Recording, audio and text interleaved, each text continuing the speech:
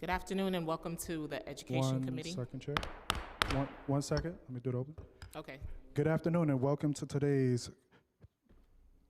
Good afternoon and welcome to today's New York City Council meeting on education. At this time, please place electronic devices on vibrate or on silent mode.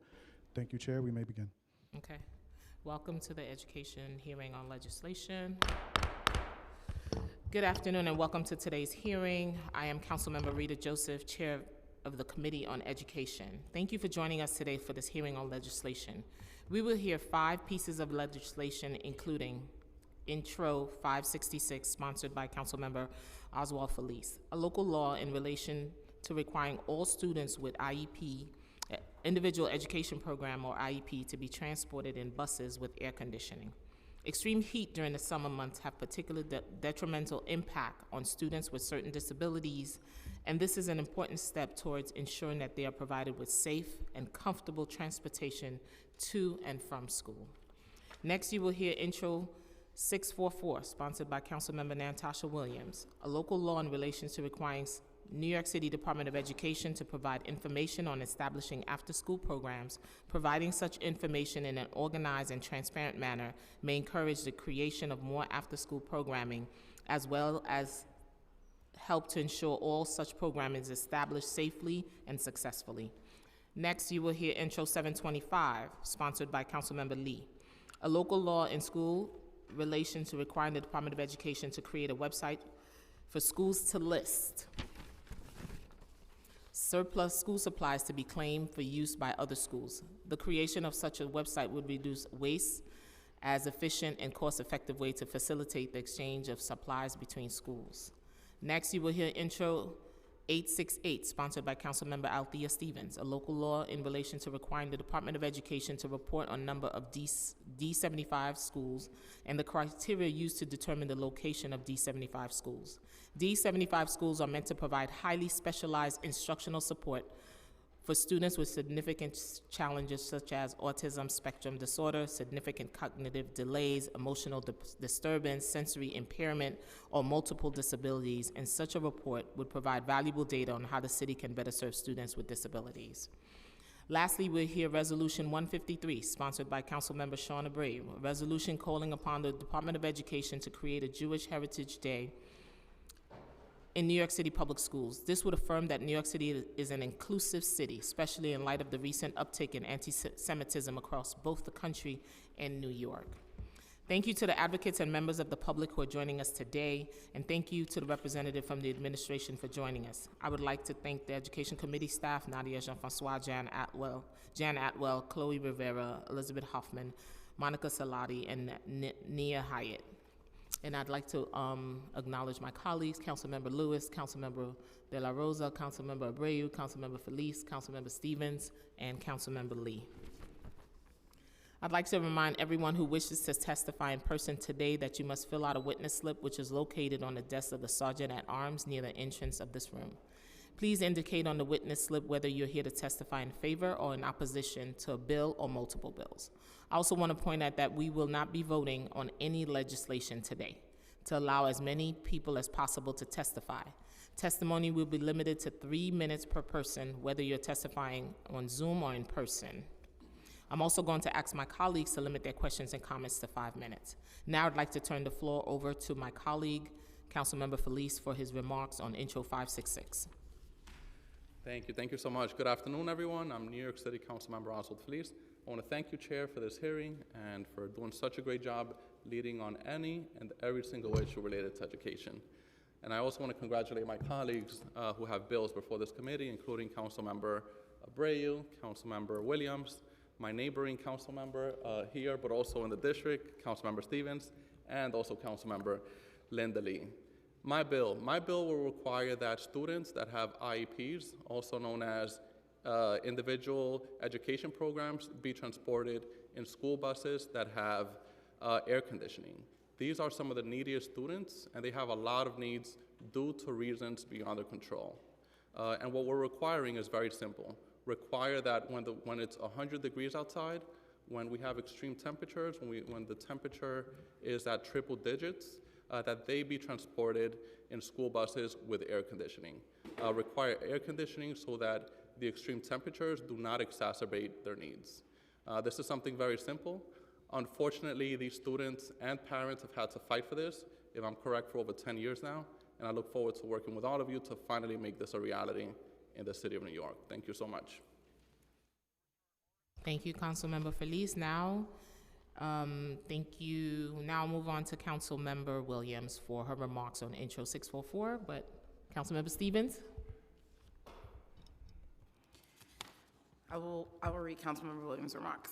On behalf of Councilmember Williams, I'm happy to have my Bill 644 be heard today under the leadership of Chair Joseph. My apologies for not being here in person, but my staff is actively present, and as always, we can be reached at our office if you have any questions. Intro 644 will require the New York City Department of Education to provide the information and guidelines necessary to establish an after-school program. As we all know, many of those after-school programs are critical for early childhood development and provide long-lasting positive experiences and learning for our youth, while also enabling parents to support their children while they are working. Therefore, it is important to have the information readily accessible in order to be transparent and efficient. Thank you.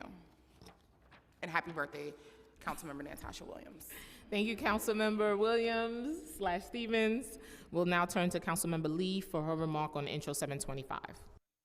Good afternoon, Chair Joseph and colleagues. Thank you for having me here today to speak about Intro 725, which would create a platform for DOE schools to post their surplus supplies and facilitate school-to-school exchanges. So this bill actually originated at the grassroots level, where we learned from a constituent and a school teacher in District 23 about her concerns around waste. These discussions made clear the need for a system that school administrators could use to communicate and coordinate with one another about their inventories and resources to save precious taxpayer dollars. Given the sometimes pessimistic fiscal predictions, legislation that promotes efficiency and reduces waste is badly needed. And I just wanted to thank all of you and hope that you support, and especially congratulations also on my fellow colleagues whose bills are being heard today. And as Chair of Mental Health Disabilities and Addictions Committee, especially Councilmember Stevens and others on the D75 and IEP students, thank you so much for your legislation, and thank you so much. Thank you, Councilmember Lee. I'll now turn over to Councilmember Stevens for remarks on her Intro 868. Hi, I'm Councilmember Althea Stevens. Hold on.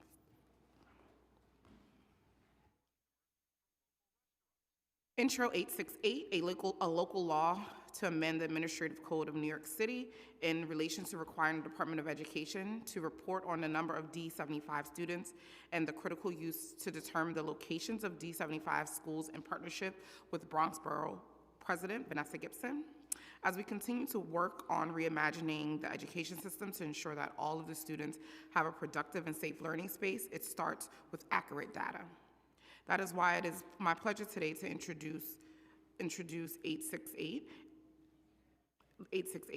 The annual report will create transparency and oversight and will better assist in making sure that the city has enough information to ensure that the students of District 75 who are on autism spectrums and have significant cognitive delays are sufficiently emotionally challenged, has tailored services equipped for opportunity for the educational experience. I look forward to having dialogue with the administration on how we can best serve our young people and implementing this new local law. Thank you.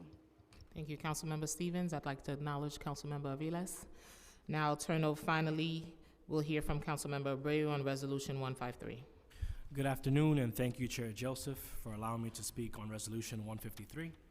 This resolution calls on the Department of Education to create a Jewish Heritage Day in New York City public schools. Over the last several years, we have seen a disturbing uptick in hate crimes in our city. We know that a majority of religious bigotry is anti-Semitism. But we also know that our schools play a crucial role in educating our students about the danger of bias and harmful rhetoric against marginalized groups.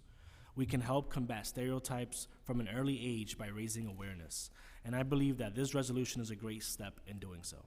In the most diverse city in the world, our schools must teach students to celebrate all kinds of diversity. It's time for our schools to celebrate the contributions and achievements of Jewish Americans, as they are an important part of the fabric of this country. I want to thank the advocates for their support, some of which we have here today: American Jewish Committee, Stand With Us, Simon Wiesenthal, and the Museum of Jewish Heritage, who are testifying as well. And I'd also like to thank Councilmember Dinowitz, the chair of the Jewish Caucus, for his support, and as well as the members of the caucus for their support for the resolution. Thank you again, Madam Chair.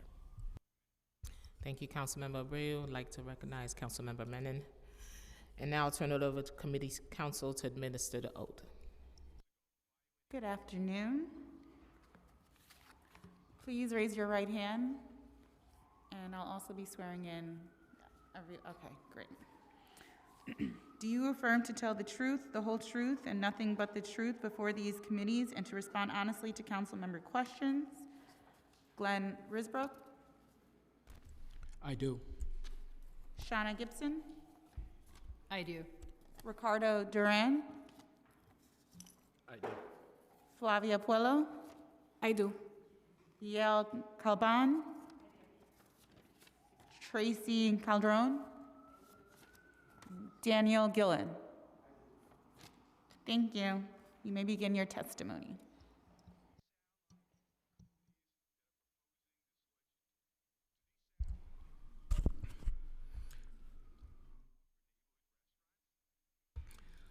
Good afternoon, Chair Joseph and the Committee on Education. My name is Glenn Risbrook, and I am the Senior Executive Director of Student Transportation for New York City Public Schools. Thank you for the opportunity to testify today. Thank you also for your continued partnership in supporting our students, families, and schools as we discuss Intro number 566, which requires all children with an individualized education program to be transported in buses with air conditioning. New York City Public Schools is committed to ensuring that every student, particularly our most vulnerable, has access to safe, reliable, and efficient transportation that meets their individual needs. Every student mandated to receive a climate-controlled environment while traveling per their IEP is provided with a bus equipped to provide air conditioning. With our latest contractual agreement with our bus vendors, our Type A and Type B smaller buses used to transport students whose IEPs mandate transportation are required to be equipped with dual air conditioning by June 30th, 2023, and we expect all of these buses to meet this deadline. The Type C buses, which are our large standard buses, are also used to transport students with IEPs that mandate transportation, are not contractually obligated to require air conditioning. Our approximate 5,500 special education bus fleet, which provides transportation to approximately 57,000 students, currently includes 869 Type C large buses across all vendors, which account for 14% of our routes on the road, servicing 16,000 students daily throughout the city. Of the 869 Type C large buses, 400 buses are equipped with air conditioning. This leaves 469, or 8%, of our bus fleet servicing students with IEPs unequipped with air conditioning. This affects 17% of our curb-to-school student busing population, or approximately 10,000 students citywide. To retrofit the remaining 469 buses to ensure dual air conditioning would cost an estimate of $7 million. The New York City Law Department has expressed concerns with this proposal to the extent it may impact the New York City Public Schools' ability to comply with federal law by limiting transportation options for students with disabilities.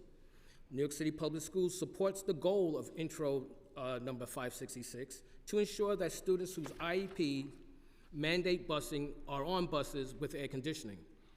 We would like to work with the council on implementation timeline, as meeting this goal will need to be addressed in the 2025-2026 bus vendor contract negotiations. Thank you.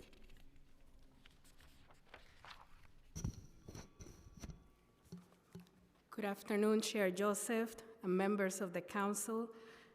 My name is Flavia Puello Perdomo, and I am currently the Chief of Schools for Community Supports and Wellness within the Division of Leadership.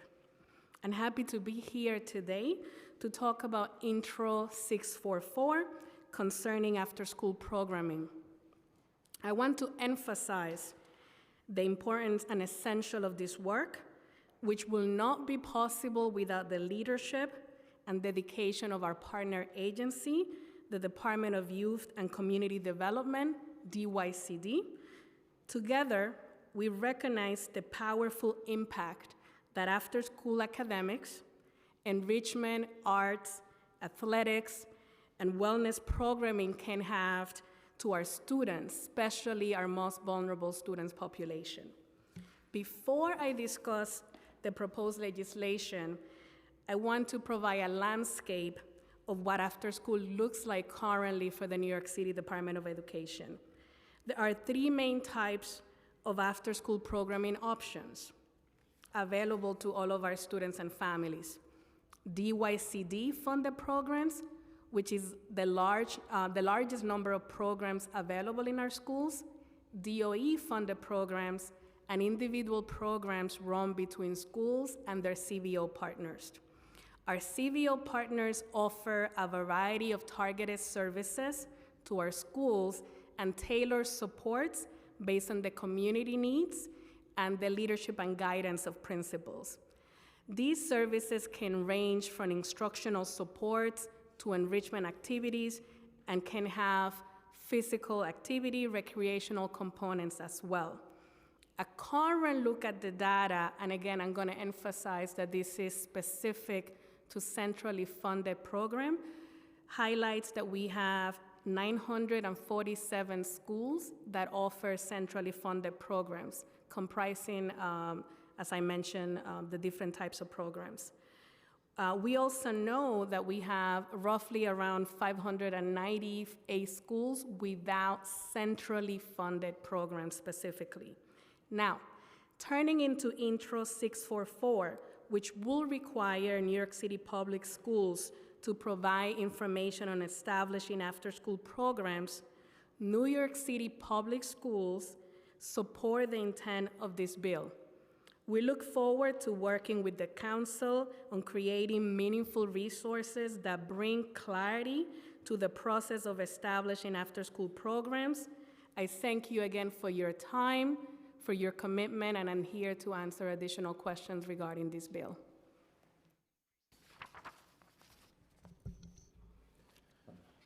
Good afternoon, Chair Joseph and members of the Committee on Education. My name is Ricardo Duran.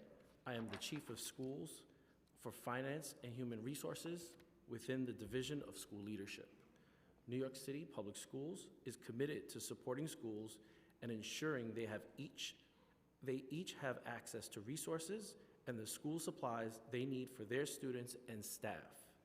Currently, principals broadly have discretion to procure supplies for their school community as they see fit, and we encourage schools to make prudent financial decisions, buying school supplies as the needs of their school dictates. We support the goals of Intro 725 and look forward to working with the council on creating a formal process by which schools, on the occasion they may have excess supplies, are able to share those with other schools that may need them. Thank you. Just hold it down. Good afternoon, Chair Joseph and members of the Committee on Education. My name is Shona Gibson, and I am the Executive Director of the District 75 Citywide Office within the Special Education Office in the Division of Teaching and Learning. Thank you for the opportunity to discuss Intro 868, which would require New York City Public Schools to report on a range of items related to District 75. We greatly appreciate your continued partnership in supporting our students, families, and schools in District 75.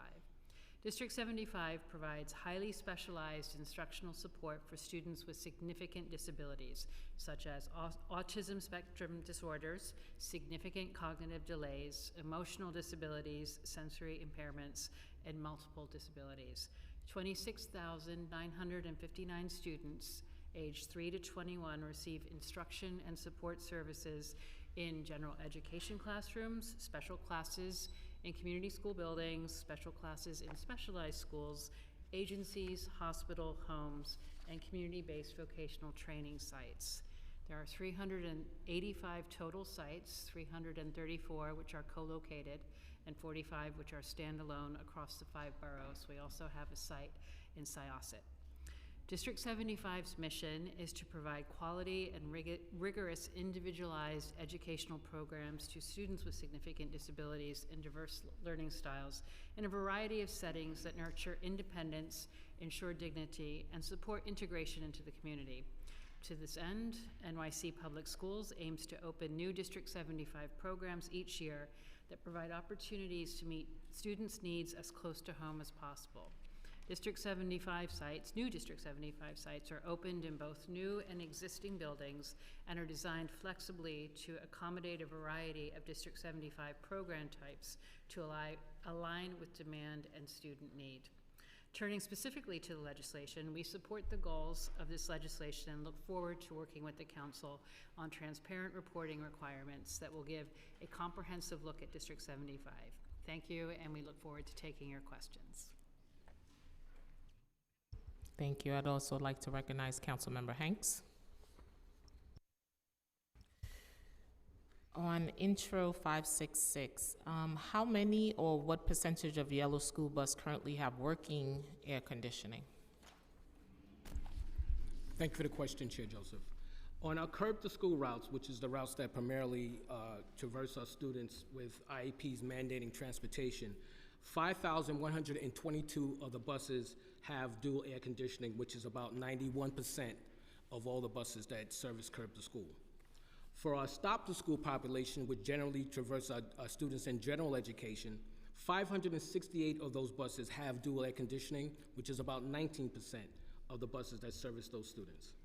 Overall, there are 5,690 buses that have dual air conditioning, which is about 66% of all the buses that services the total universe of transportation for New York City Public Schools. Thank you.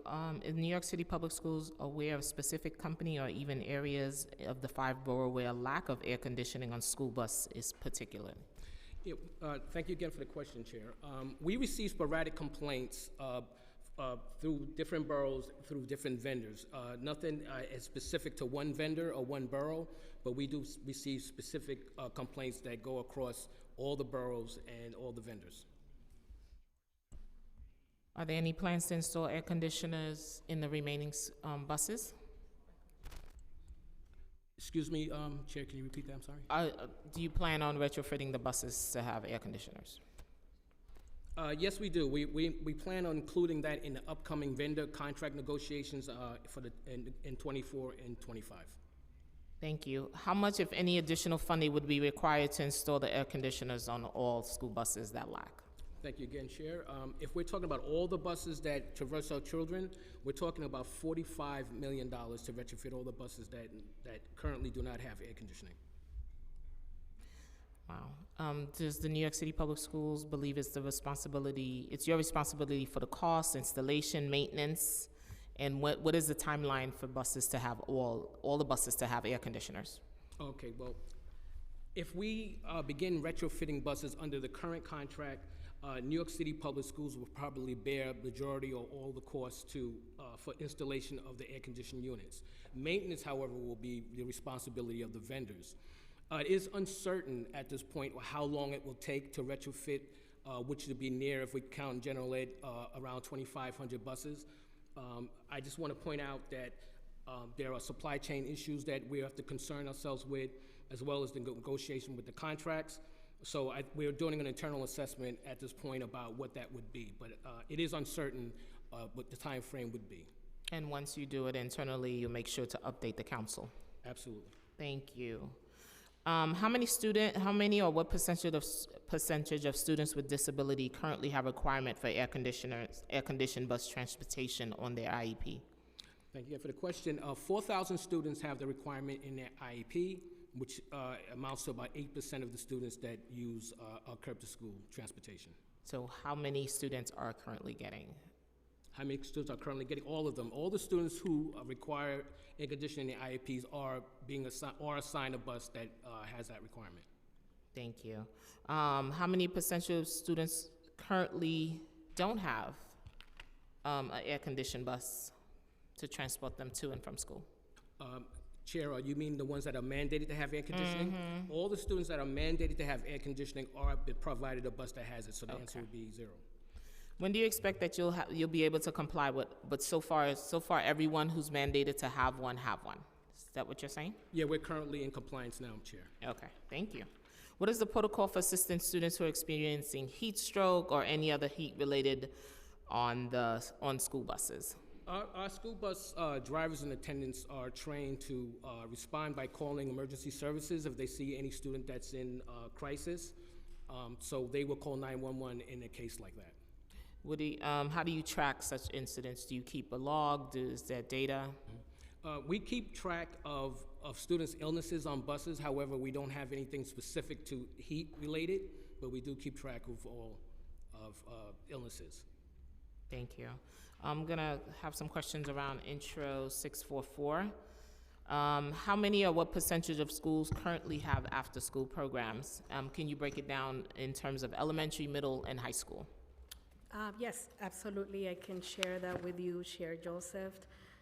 So we currently have 947 schools that have centrally funded programs. And I keep emphasizing centrally funded because there are other means, including through funding that's provided to schools through central SAM, school memorandum allocation, or also at the discretion of principal to create an after school.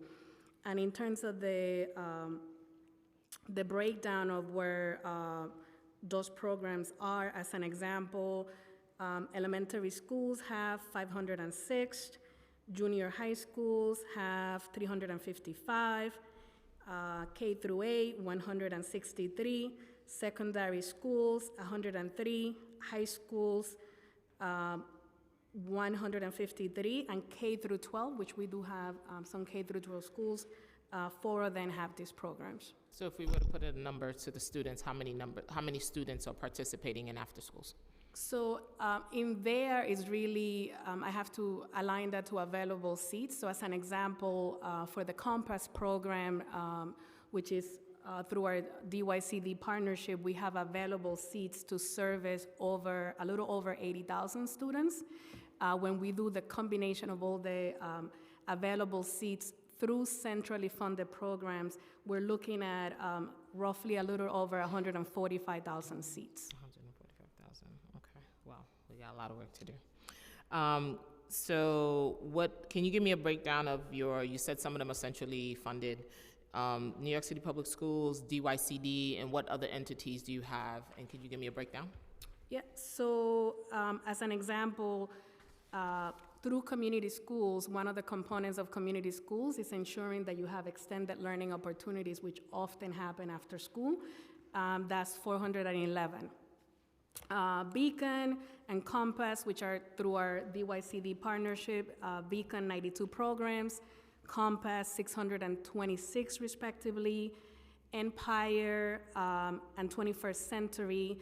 Empire, we have 81 programs, and 21st Century, through 21st Century grants, we have 76.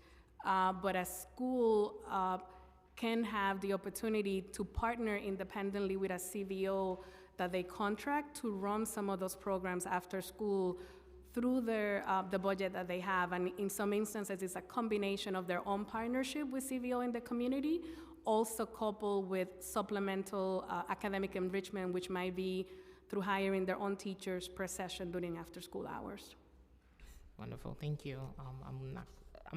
So what is the range cost to open a new after-school program and to operate it annually? Okay, so I'm gonna share some nuances there and also ask my colleague from DYCD to add here. And I wanna begin just by emphasizing that the cost and how an after-school program looks like is really unique to that school community and what the needs of the school communities are, right? So as a former high school principal, what my after-school program looked like is probably very different than the after-school program that my son attends, who's also an elementary school DOE student who's actually in a DYCD program. But at NYSED, New York City Department of Education at the state level, for the 21st Century community school programs, the base that they ask us to fund is $2,100 per child. But again, you have to really account for like what's the combination of all the different experiences that you want to have for the children in that community and what the principal and the school community believes that they need. Will you want to add some more nuances here? Just to add that, when we fund programs that are school-based, we work with the DOE to... Can you please identify yourself? Good afternoon. Good afternoon. And your name and on the Sorry. record, did you say? Good afternoon, Council. My name is Tracy Cauldron. I'm the Assistant Commissioner for Compass at DYCD. So I would just add that when we fund school-based programs, we work with the Department of Education to absorb the expenses for opening the programs, and those would include like space fees and cleaning fees and maintenance and classroom usage. Thank you. I'm going to turn over now to Intro 725, and I'd like to acknowledge Councilmember Hanif, who's online. What if any current efforts are there to facilitate exchange of supplies and materials among schools? Thank you for the question. Currently, schools can advertise and share obsolete and excess items via our DOE Info Hub webpage. So you have a page. We do. It's on your website? It's on the Info Hub website, yes. So the website is not friendly. It's not a friendly, it's not. I taught for 22 years in the system. It's not a friendly website. So I suggested that many times to the First Deputy Chancellor and also to the Chancellor himself in person. So maybe that's, you could talk to Do It IT, you guys could make it a friendly user website. Have any schools or district asked to create a system for exchanging supplies or materials? Thank you. I have not received any request for schools to participate in that program. So maybe that's something we could send out to through the principal's weekly digest newspaper and let other schools know that they do have a weekly newsletter that goes out. Also like to recognize Councilmember Ung. Thank you for being here. I'm gonna just jump ahead.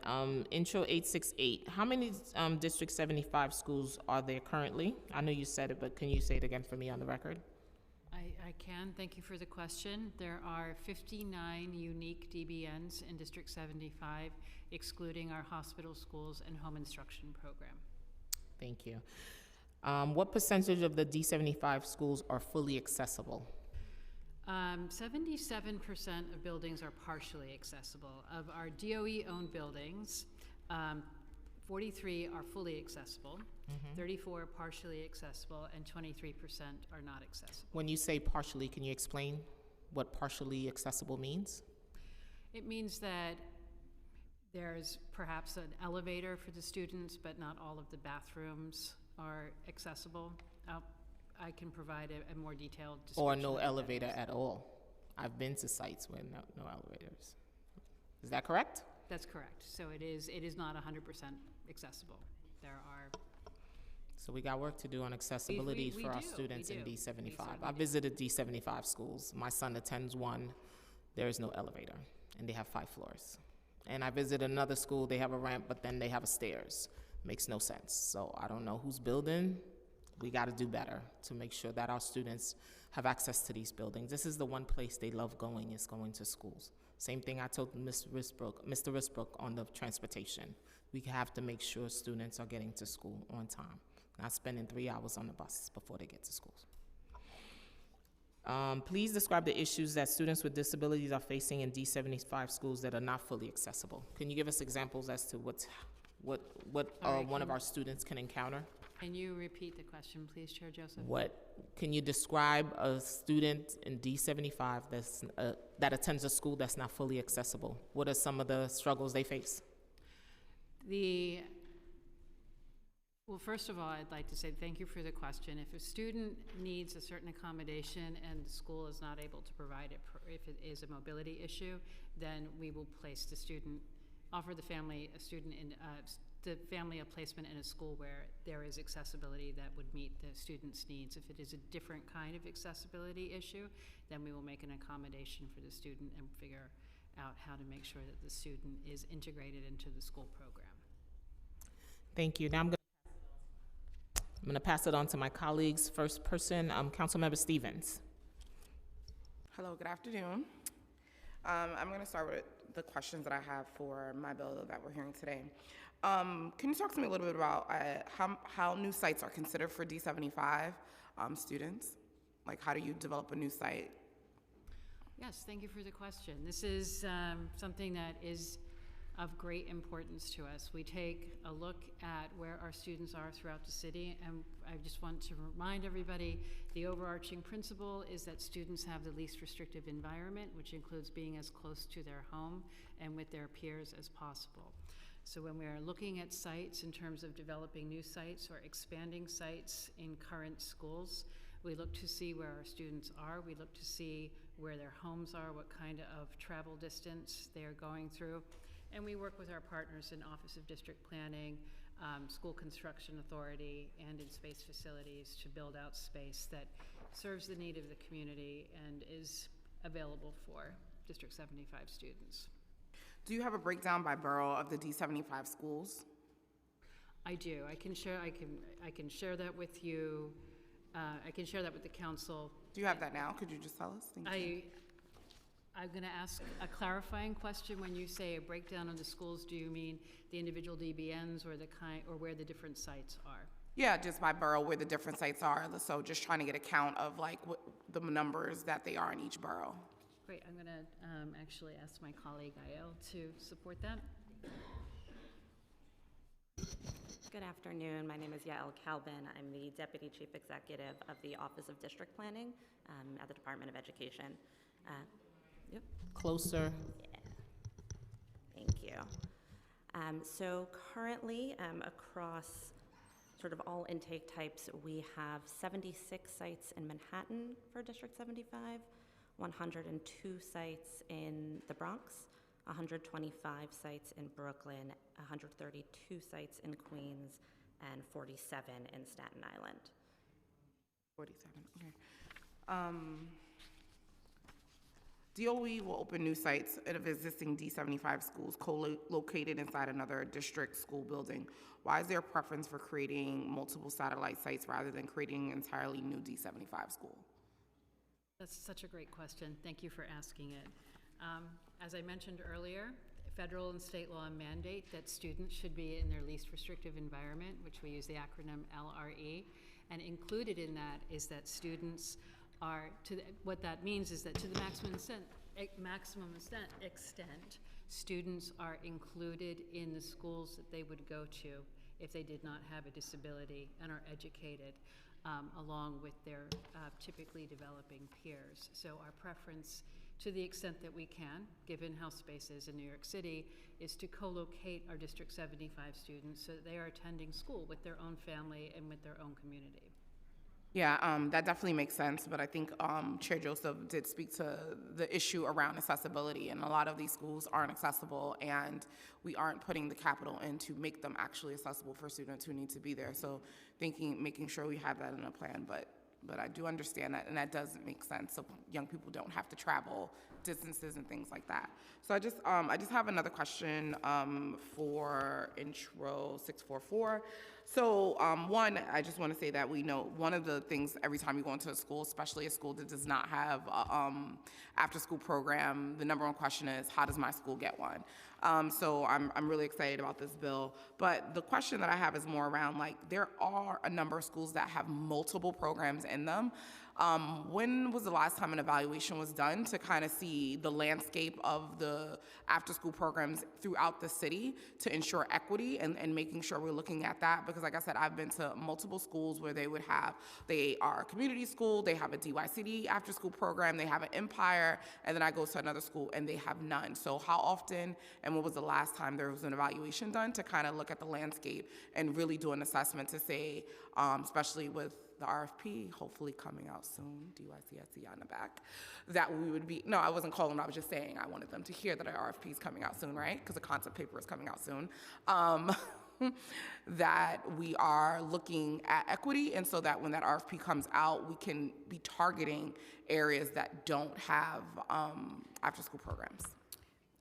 So really appreciate the question, and I will begin by saying to the question of equity and landscape, as an example, the newly funded community school over the last couple of years, which I know were very supported by council. In particularly, we targeted high COVID zip codes. So we were looking at communities who were impacted by COVID. In some instances, many that did not have prior after-school programs. We also looked at communities with high rate of chronic absenteeism, communities who had a particular number of students who were living in shelter or were impacted by homelessness, in addition to also looking at economic index. So just to give you some thoughts in the recent years for how we have tackled these sense of equity that you're highlighting.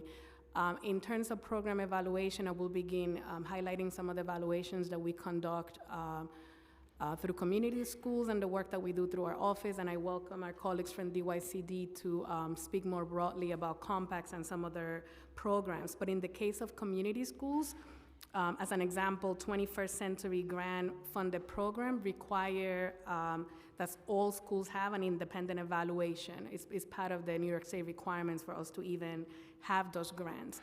And in the case of community schools, we do a mid-year and end-of-year assessment of any of the federal mandate for annual performance. And also part of the strategy for community schools and how CBOs are funded is that we certainly look at evaluation to look at effectiveness and impact. But I appreciate the question, and I know that as we continue to partner with DYCD as they look to open their RFP, that we have to be intentional around the opportunities that we take to look at communities that demonstrate needs and where we have gaps. But we do have some of those examples where you might be a community school, you have a great program that's running, but as a principal, you recognize that you have such a high degree of need and you have additional funding where you might do something else extra for the students. I don't have any more questions. I'm just gonna make a statement so I can be quiet. But don't roll your eyes at me.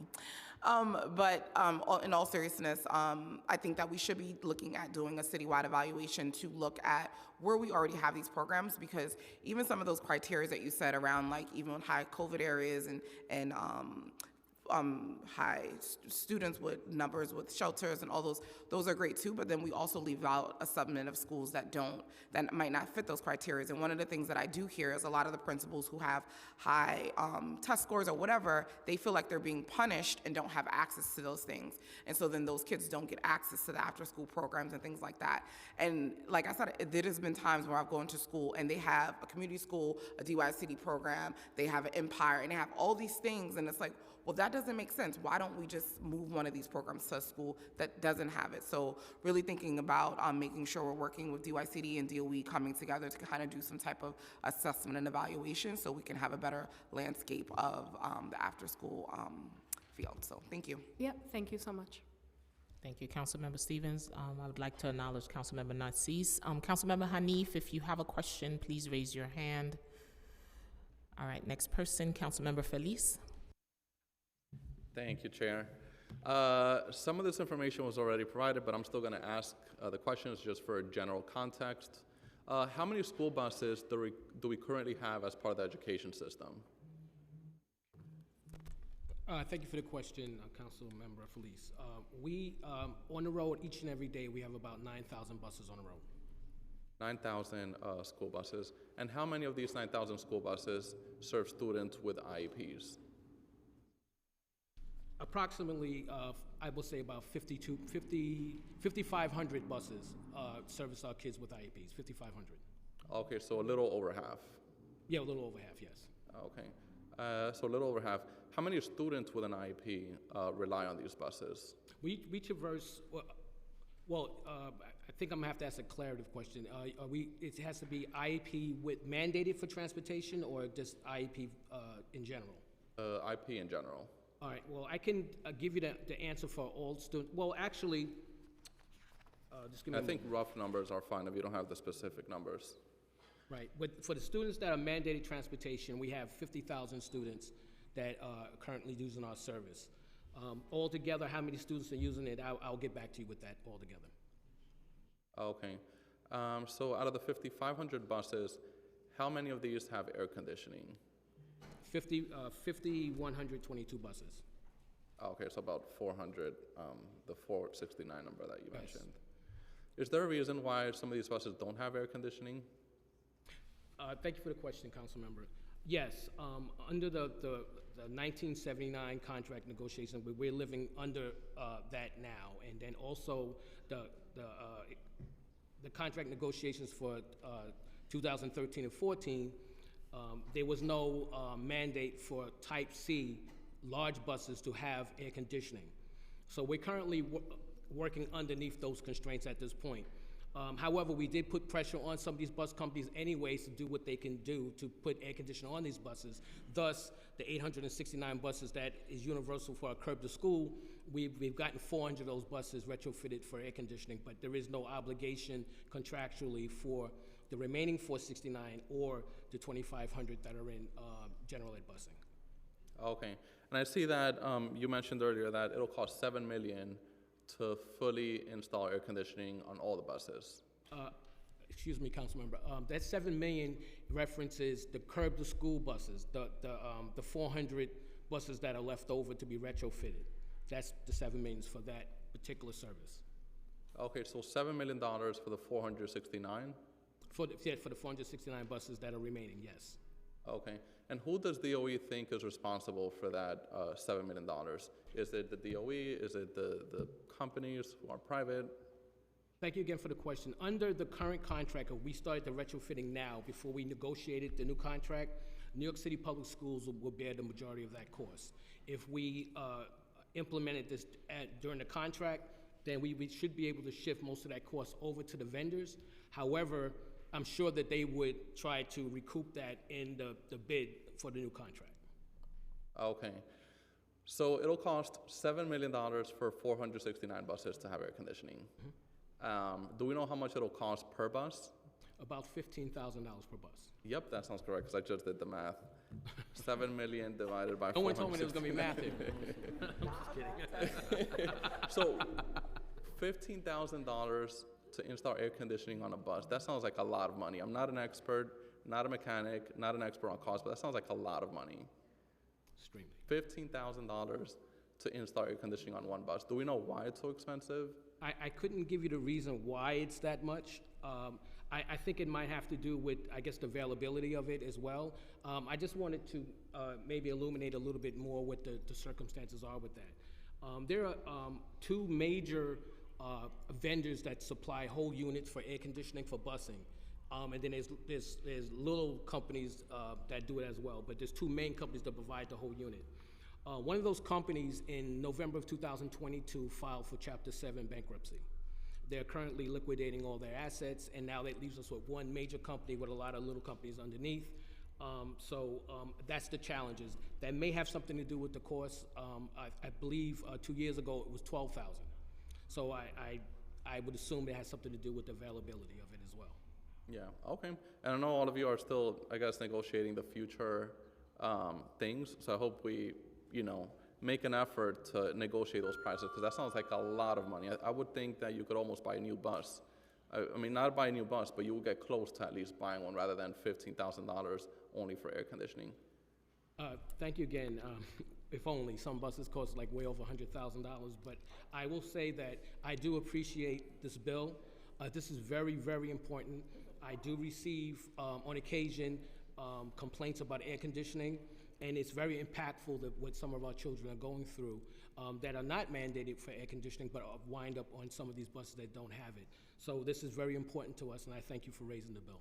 Yep, really appreciate it. I see my time is up. If I could just ask one final question.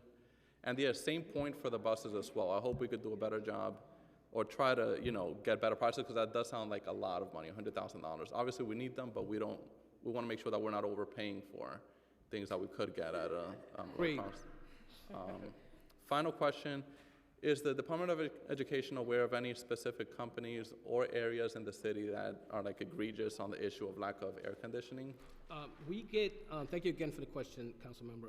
We get sporadic complaints across all 5 boroughs and through all the vendors. So there's nothing specific to one vendor, but we do get it across the board on occasion sporadically. Well, thank you so much. You're welcome. Thank you, Councilmember.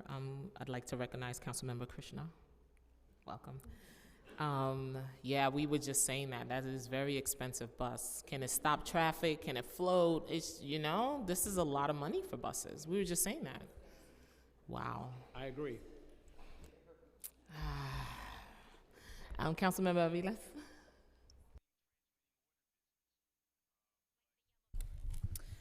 Thank you, Chair.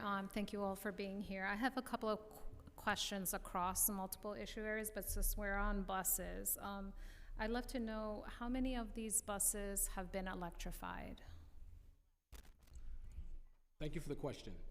Currently, we have, well, let's start with this. We received 51 buses from the EPA grant now, and just to further illuminate the air conditioning issue, 25 of those buses are the type A, B, smaller buses, and they came retrofitted with air conditioning. The remaining of those buses did not, even though they did come from the EPA, they did not have air conditioning, so they are currently in the process of being retrofitted. And then we have about approximately, I would say, about 6 other buses that we previously have. So I think the number is somewhere in around 55 to 57 buses right now. So in terms of these 55 buses, these would be buses that would be servicing D75 children, or these are writ large? They could be across the gamut of transportation. And has your agency pursued further grants to electrify the rest of the fleet, either federal or state? Right. What we do is we assist the bus companies to do so. They do not work for us. They're independent companies, so they have to apply for these grants. So we assist them in doing that. The last grant that we had other components to it. Had to do with geography, had to do also with the students and where they lived and things like that. So the bus companies had to prove that they service certain of the low-income families across the city of New York, and then they were awarded the grant. So they don't work for us directly, but we do assist them in applying for those grants and authorizing what we need to authorize for them to do so. Yeah, no, I get that, thank you. And we want to continue to encourage that. We should have a fully electrified fleet. Excuse me, having trouble with my words. In terms of, I guess just to quickly shift to actually space with the D75 schools. It often feels like these schools that are so important to our communities are squeezed into buildings, into places, you know, that are kind of nondescript on the side. And the administrations are often left to negotiate individual space needs, and right, so it's this huge discrepancy around the needs and how they are met in every building, right, and how principals negotiate with each other. Can you talk to us a little bit about how you ensure that the D75 children that are co-located in these buildings have sufficient space? And when that seems to not be the case, how you are helping to negotiate? Because we've seen this happen in our district, which 2 principals are at odds. There's a clear need for space and a very arbitrary process around how that gets decided. Thank you. So when we cite new District 75 programs in our existing buildings, where they're going to be co-located with another school, that goes through our formal A190 process. And through that process, we create an educational impact statement that outlines in substantial detail how much space each school that will be in the building will be entitled to have per the instructional footprint. And that applies to District 75 as well. And so once those proposals are approved, our colleagues in the Office of Space Planning visit the building, work with both principals, including the existing principals in the building and the incoming District 75 principal, to come up with a space allocation that both ensures each school has what it needs to run its program per the footprint and creates sort of separable and distinct spaces within the building so that each school can create its own identity and have its own defined space. And once they are in place, we do continue to stay engaged with those schools. If there are challenges that come up at a building council that the principals cannot resolve within the building council structure, they can reach out to our office, to the District 75 team, as well as to the Office of Campus Governance and the Office of Space Planning, who can come in and help negotiate those changes.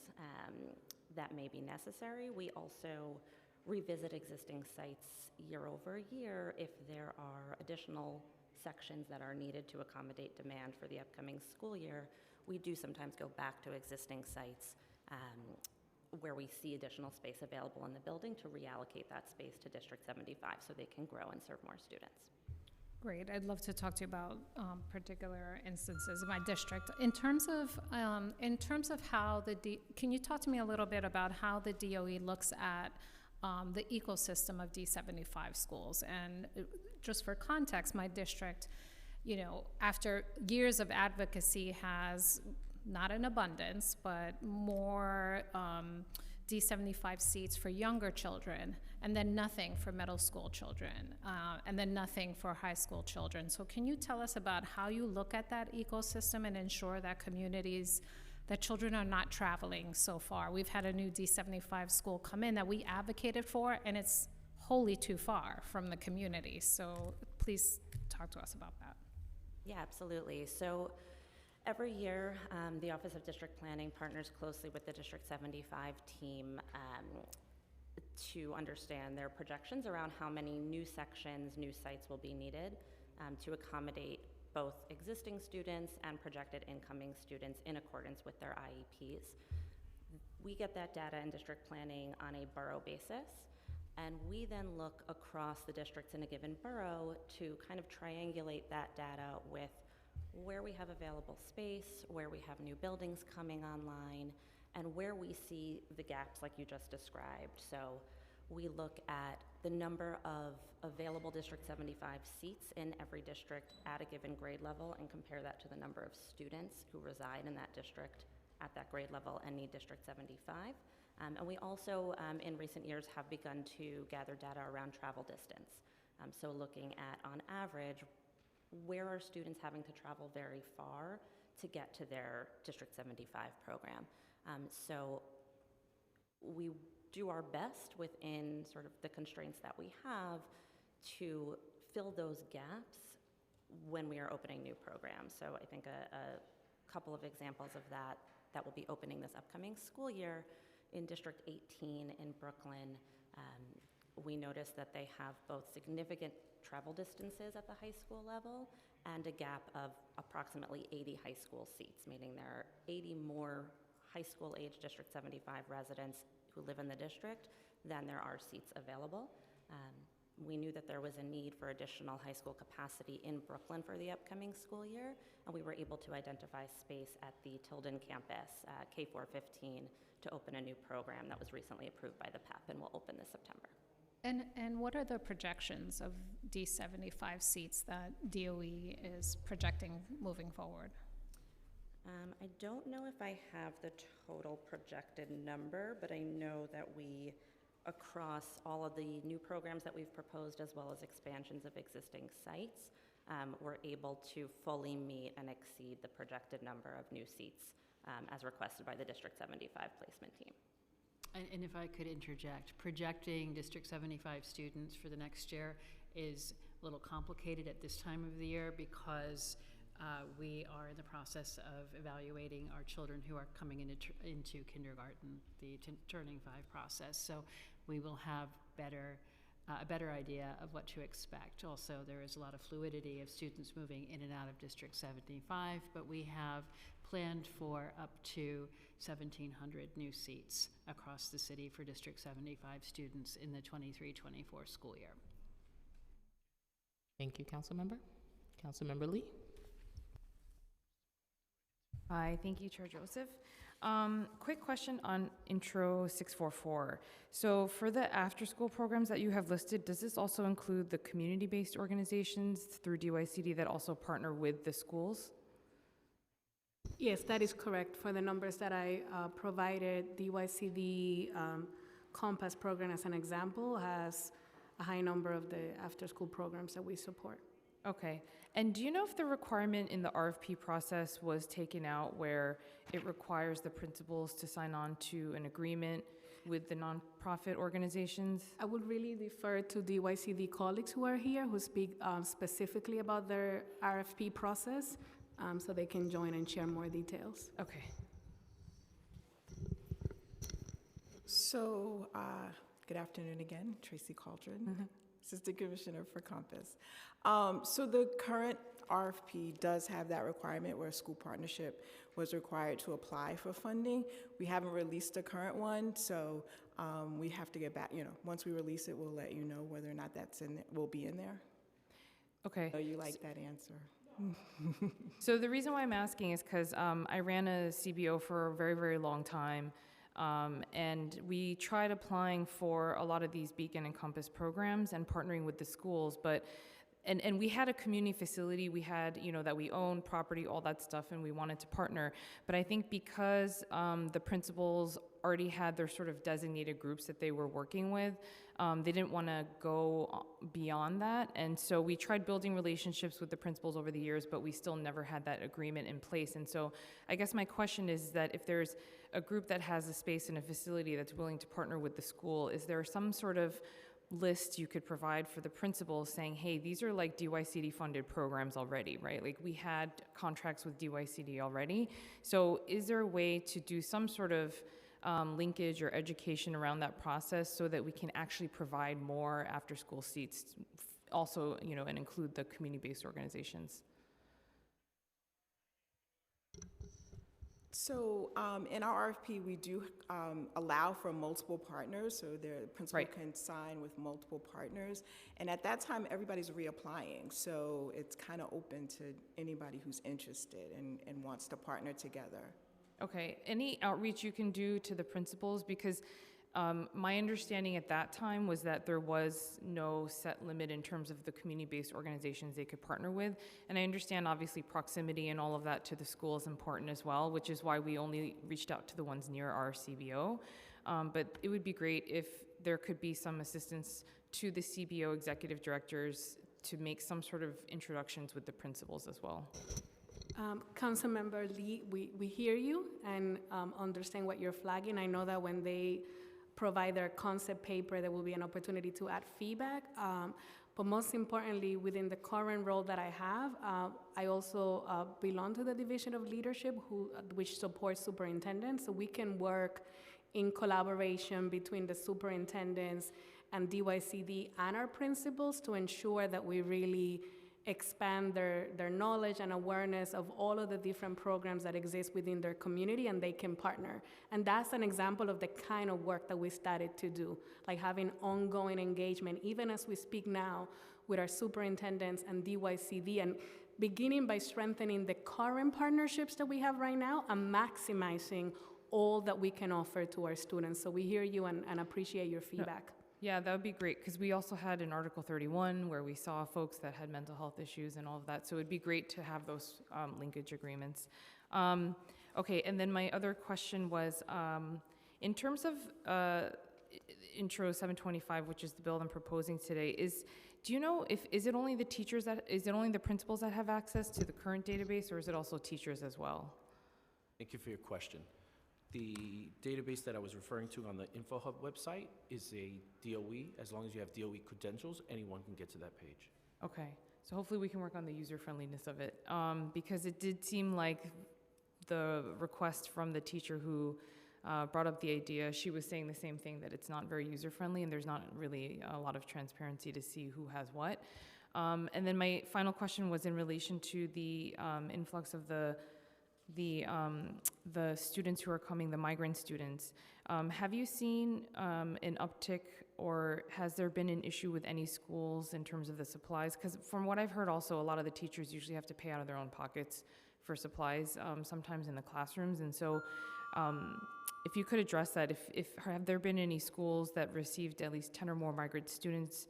Is there a mechanism in place to provide them with the necessary supplies to schools that continue to receive the students, influx of students? Thank you for the question. Schools with 6 or more migrant students have received funding in the amount of $2,000 per student via our school allocation memorandum number 65, titled Open Arms, to support the individual school needs. Principals have the discretion on how to schedule these funds that they receive to support their migrant needs. You're welcome. No problem. We have a second round of questioning from Councilmember Aviles. Yay! I was like, my time is up. how's that possible? Hi there. I had a question about after-school programs. You know, I think what we have seen, obviously, is centrally funded after-school programs is like the holy grail, right? As a former PTA president who actually ran an after-school program after my day job till 3 o'clock in the morning, because we could not access city funds very much because of almost what Chair Stevens said, a school that seems to be performing well is, you know, still kind of a Title I school, seems to be left out of centrally funded programming.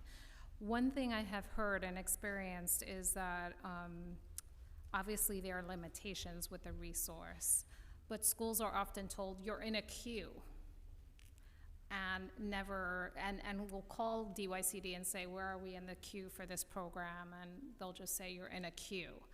I'd love to understand, like, what is the protocol, and is there should be a better way of communicating with schools so that they understand what that means. Does that mean they're going to be on a list forever? Does it mean they have to do something? How are schools being engaged in that conversation? I'll begin. Thank you, Councilmember Aviles, and I appreciate your framing around the work that you did for after school. So the first thing is, during the recent month, as I have engaged with this work, the first thing that I do when there's a school that connects with Central or reaches out, highlighting the need for support for after school, we certainly work with our DYCD partners, but we also loop the superintendent into the conversation.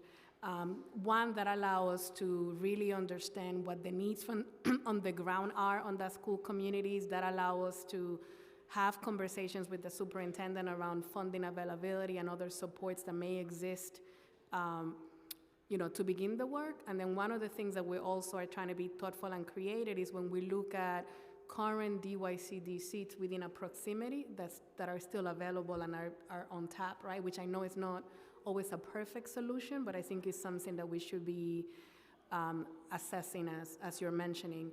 In terms of I think the bench or the wait time that you are referring to is the connection with the RFP that our colleagues from DYCD are releasing. So we might have a school that might be a perfect fit to, you know, eventually get one of these newer DYCD programs, but until the RFP is not released, they wouldn't be able to be added. But you know, my colleague here can speak a little bit more nuance in terms of their timeline. I would encourage principals who right now are trying to figure this out, understand the resources and the supports that exist, to work with their superintendent, who I know are gonna, like from the DOE side, reach out to me or reach out to people from the community school team to offer support. And here I wanna, you know, just emphasize and echo that there might be the case where there's a particular school community that has more than one program, but it's not how we centrally designed that. Centrally, we really looked to have a breadth and a range of more and more schools having those opportunities, and some of that is dictated by the funding type and where it should go. There's some instances where there's schools that are under, like New York State targeted assistant, who get money, and part of the requirement is to open an after school. But as our colleagues have shared, they're looking to release this RFP soon, which they can share some colors to that, and that would allow us to ensure that we have more schools that can take advantage of that. And I look forward, when, you know, that process is going, to partner with City Council to ensure that we're being intentional of targeting communities that need these programs and currently do not have it. I don't know if you want to add anything else. Yeah, just a little bit more. So yes, we are planning to release a concept paper this year, and then followed by an RFP. But we do want to hear from principals when there's interest, because prior to a release of an RFP, because sometimes we may have additional funding, or we may need to relocate a program. We also connect them with non-school-based programs, because there's other resources within the communities that they could be taken advantage of. So we do that, and we also connect them with CBOs that are in their catchment area, because they may be also applying for funding, and we connect them so they are aware of each other's needs and in the process for applying for different fundings as well. Yeah, thank you for that. I guess I would say they're often certainly on the lookout for new RFPs, and it really has been this kind of endless queue and not understanding how you move through the queue and what's the criteria. That has been part of the frustrating engagement of trying to pull together. And also, you know, where this need seems to be most acute, obviously, from my perspective, is on the elementary school level, right? Working parents cannot go to work if there is no appropriate care. And PTAs that are highly under-resourced and can't sell enough cupcakes to run an after-school program is still a huge need, including one other element of having a nonprofit provider who is doing yeoman's work but doesn't have the capacity to serve the 40 schools, elementary schools in my district. And so we need added capacity from outside. So we appreciate that. And, you know, I can't speak, huge supporter of universal after school. Our families need it, deserve it, and our city should be funding it. Why we started in middle school was an interesting. Most middle school kids don't want to spend 5 more minutes in their school building. Why we started there is an anathema to me. But this is something we should really rigorously pursue and would help thousands of families. I guess with that, Chair, one more little question about the buses. We mentioned half of the buses, in terms of the electrified buses you noted, were purchased. The other half are being retrofitted. Is that what you?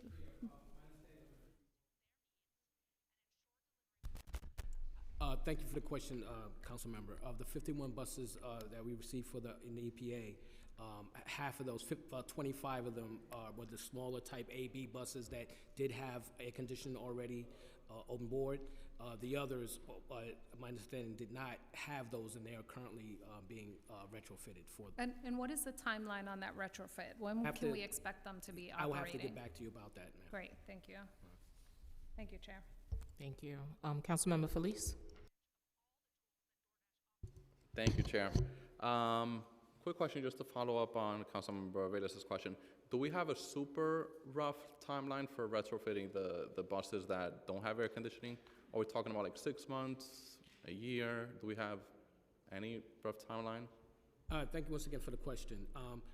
I wish I could sit in front of you and tell you exactly. I can't because of there's other concerns. There's the contract negotiations. There is the supply chain issues and availability of the units.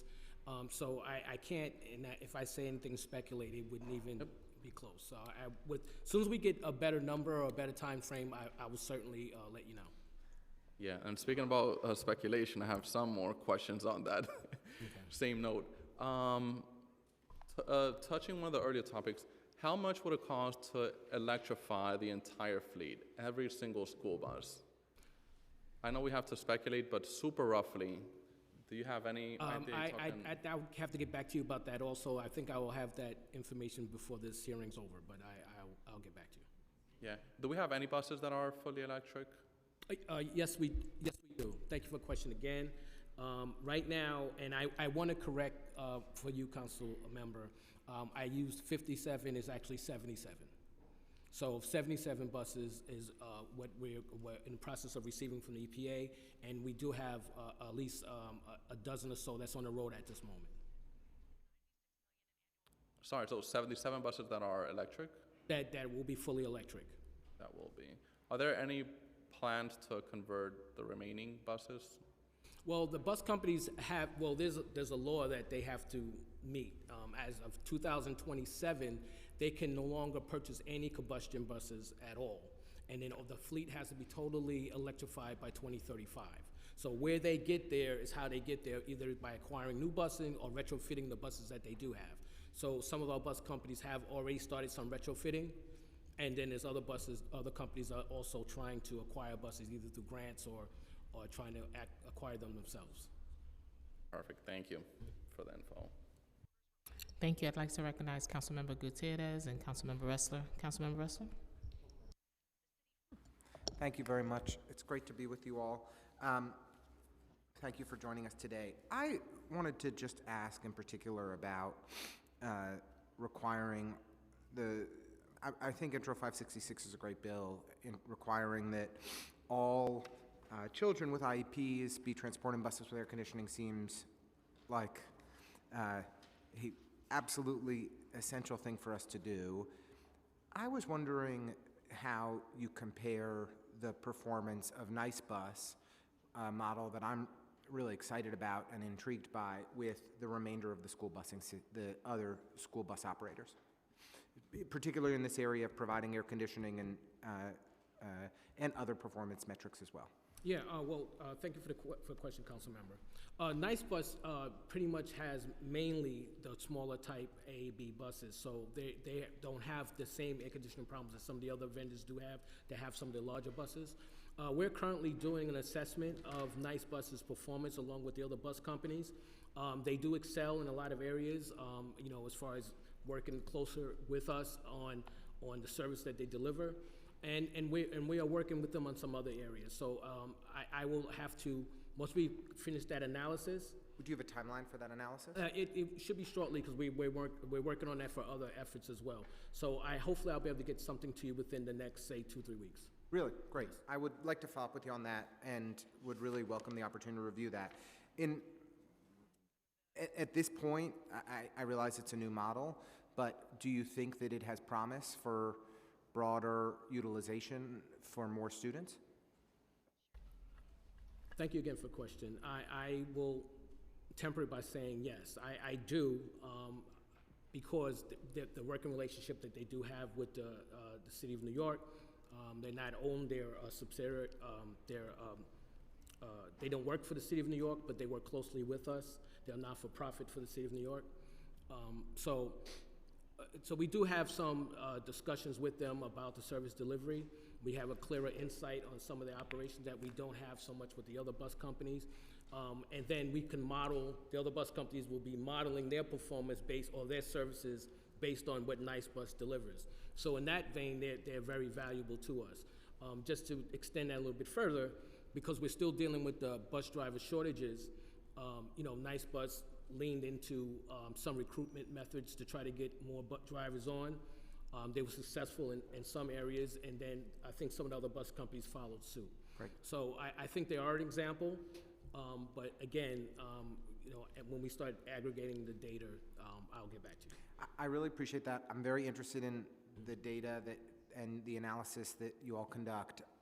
I just have to say, if there's one thing that every member of the City Council can tell you we hear a lot about, are complaints from constituents, from families who struggle on school bus transportation issues.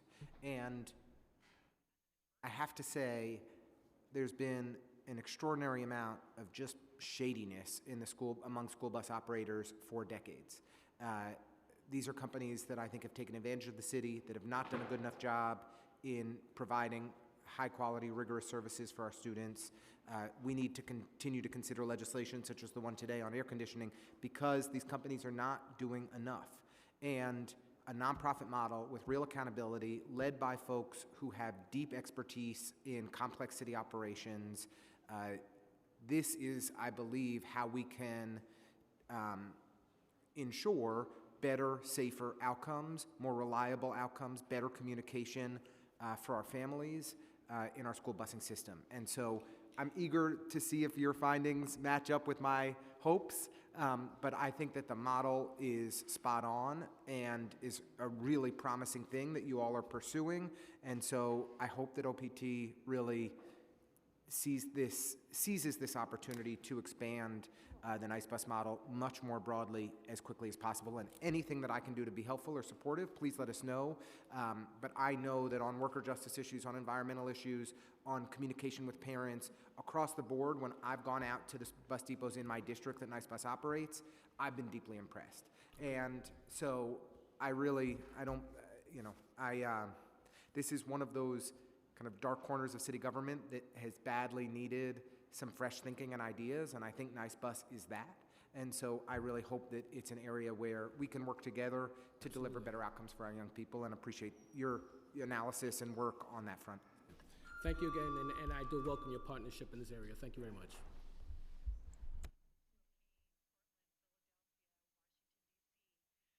Thank you so much. Thank you to DOE for your testimony. We will now turn to public testimony. We will be limiting public testimony today to 3 minutes each. For in-person panelists, please come up to the table once your name has been called. For virtual panelists, once your name is called, a member of our staff will unmute you, and the Sergeant-at-Arms will set the timer and give you the go-ahead to begin. Please wait for the sergeant to announce that you may begin before delivering your testimony. Our first in-person panel will consist of Michael Cohen,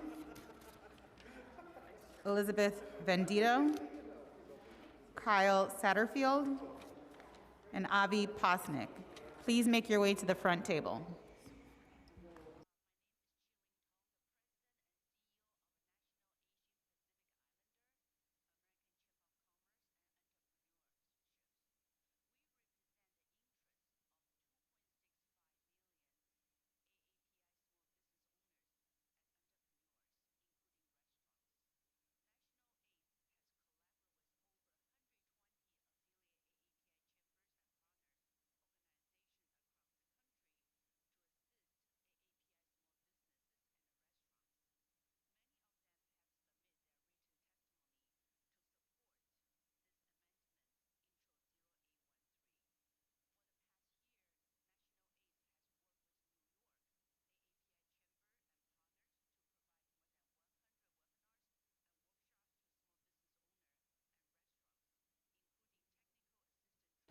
Michael Cohen, you may begin. Thank you, and thank you, Chair, and thank you to the committee for holding this hearing. Good afternoon. My name is Michael Cohen, and I am the Eastern Director of the Simon Wiesenthal Center, a global Jewish human rights NGO and home to our renowned Museum of Tolerance. The Simon Wiesenthal Center combats anti-Semitism and bigotry and defends the rights and dignity of Jews worldwide. The Simon Wiesenthal Center has some 150,000 members in the New York metropolitan area alone. I'm here today on behalf of the Simon Wiesenthal Center to support Resolution 153, calling upon the New York City Department of Education to create Jewish Heritage Day in the New York City public schools. We highly commend both the resolution's prime sponsor, Councilman Abreu, as well as the many sponsors who have recognized the need to introduce into our city's amazingly diverse student population the history of their Jewish neighbors, the core Judaic values that inspire and motivate our people, and our love of the ancient Hebrew language and the land of Israel. Tragically, many young people in our city have been influenced by anti-Semites who have been hyperactive on social media. As we all know, the best antiseptic against lies and discrimination is learning the truth. This resolution contains detailed statistics about the surging anti-Semitic hate crimes across our great city over the last few weeks and years. In fact, NYPD's Hate Crimes Task Force has had to be expanded in order to deal with the incredibly dangerous situation on the ground. Indeed, the Simon Wiesenthal Center has been very proud to partner with the City Council for the last several years in bringing our renowned combat hate workshops to New York City's public, middle, and high schools across the city. Just this year alone, with the Council's support, and only with the Council's support, we are training close to 25,000 students about their social responsibility in being part of the solution to combat the growing levels of hate that directly lead to the increased level of hate-based crimes and the dramatic effect of hate on social media driving and influencing our children. The Simon Wiesenthal Center is willing, able, and eager to work with all of the distinguished members of the Council represented here to create an appropriate curriculum about the Jewish people that will be relevant to all of our children.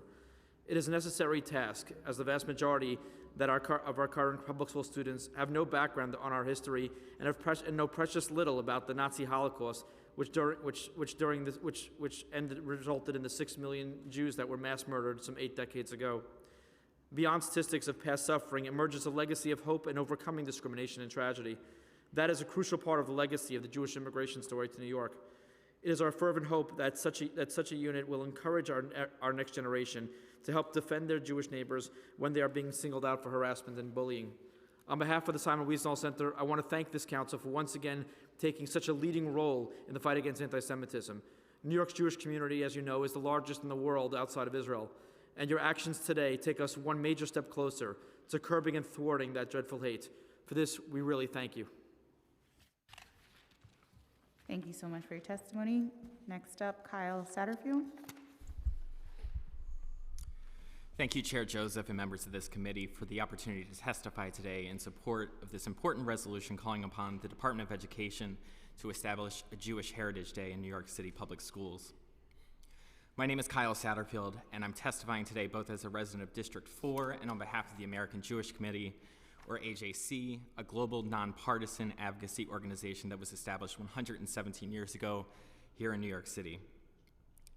As we have all heard, anti-Semitism is on the rise, both on the national level and locally in our city.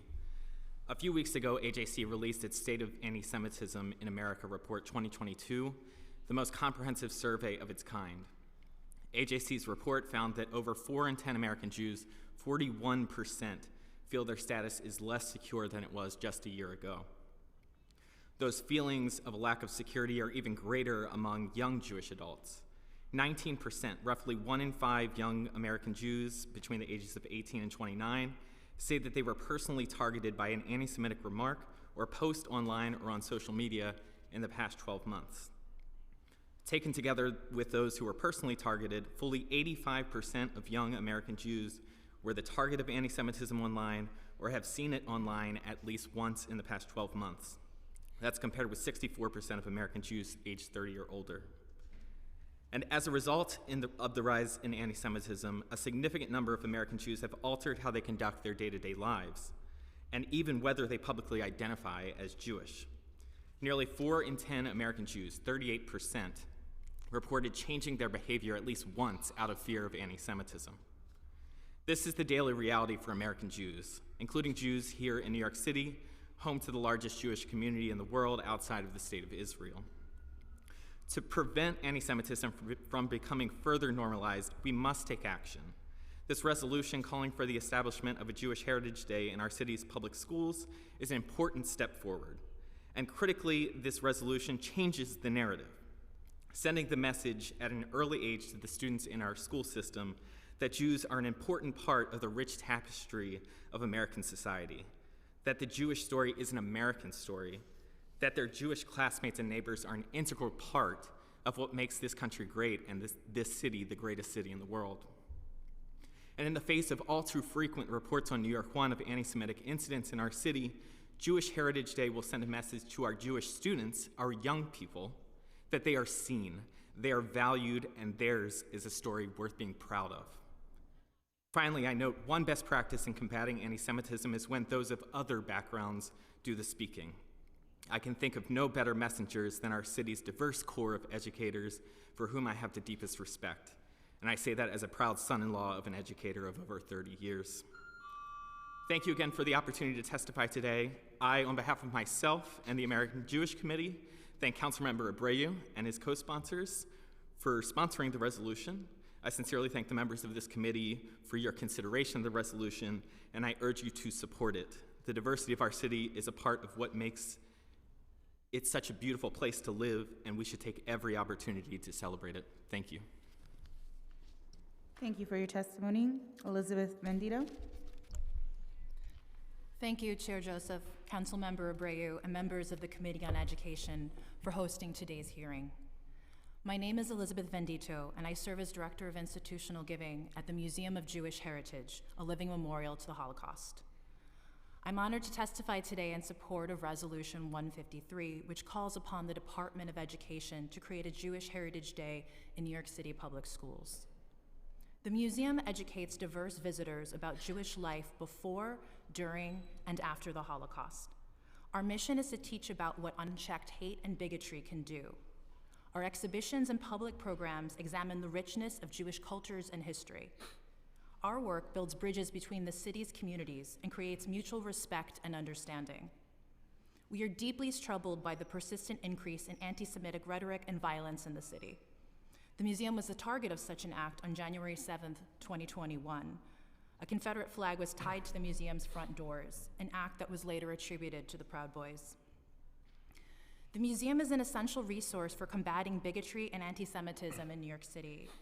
We have a long-standing relationship with the DOE and local schools that would support the goals of this resolution. We provide free museum admission for New York City public schools. Our Holocaust curriculum, developed with DOE support and partnership, is a free and trustworthy resource for teachers. Over 2,000 teachers attend our professional development workshops each year. In January 2020, we partnered with former Mayor de Blasio and the DOE to schedule museum visits for 14,000 students from communities with the greatest rise in anti-Semitic acts.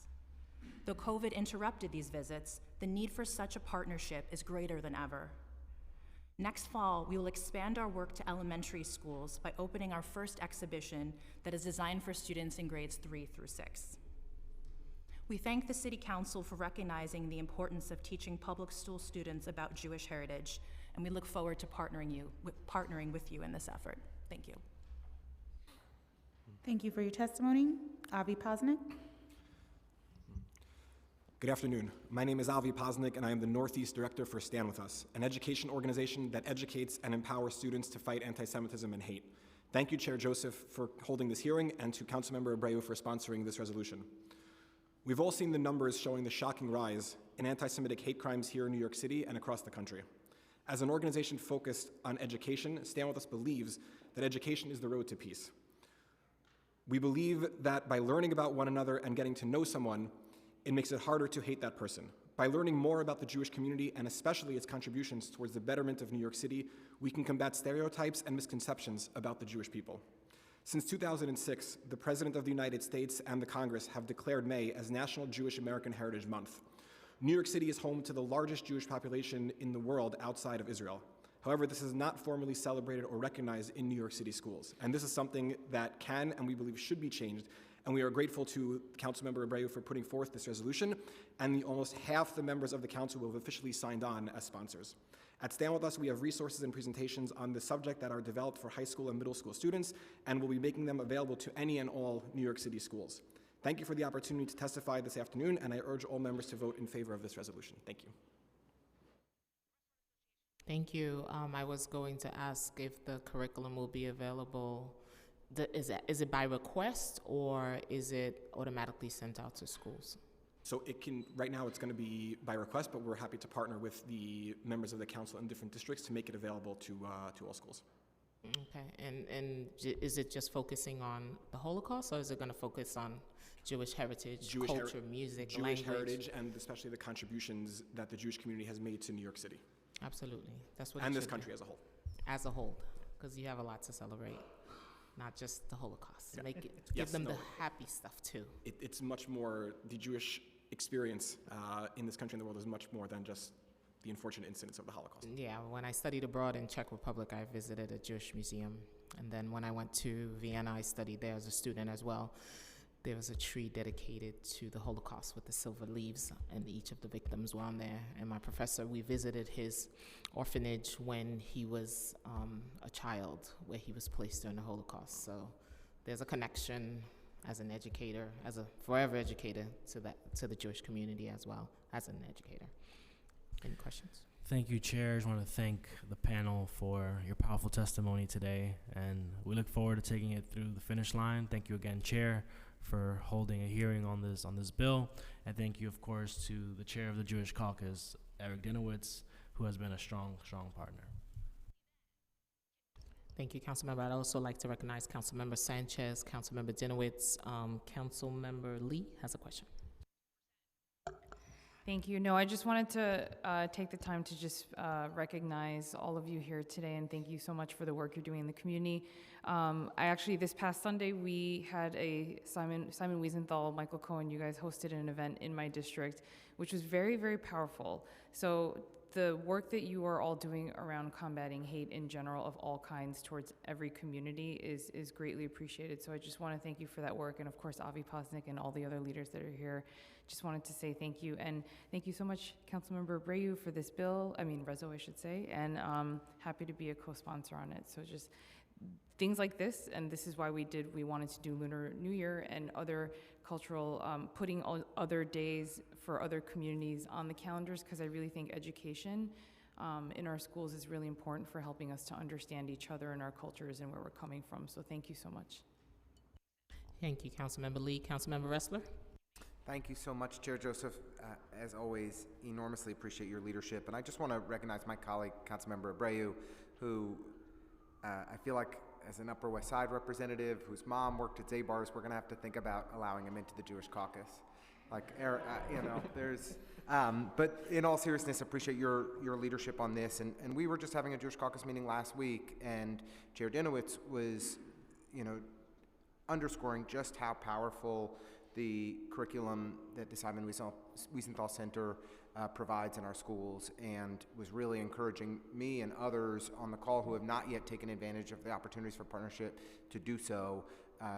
We've had major upticks in anti-Semitic violence in our community, and have been working together with diverse community-based organizations and our superintendent in District 14 to develop new curriculum, actually with CCHR, that we'll be providing in middle schools beginning later this spring semester.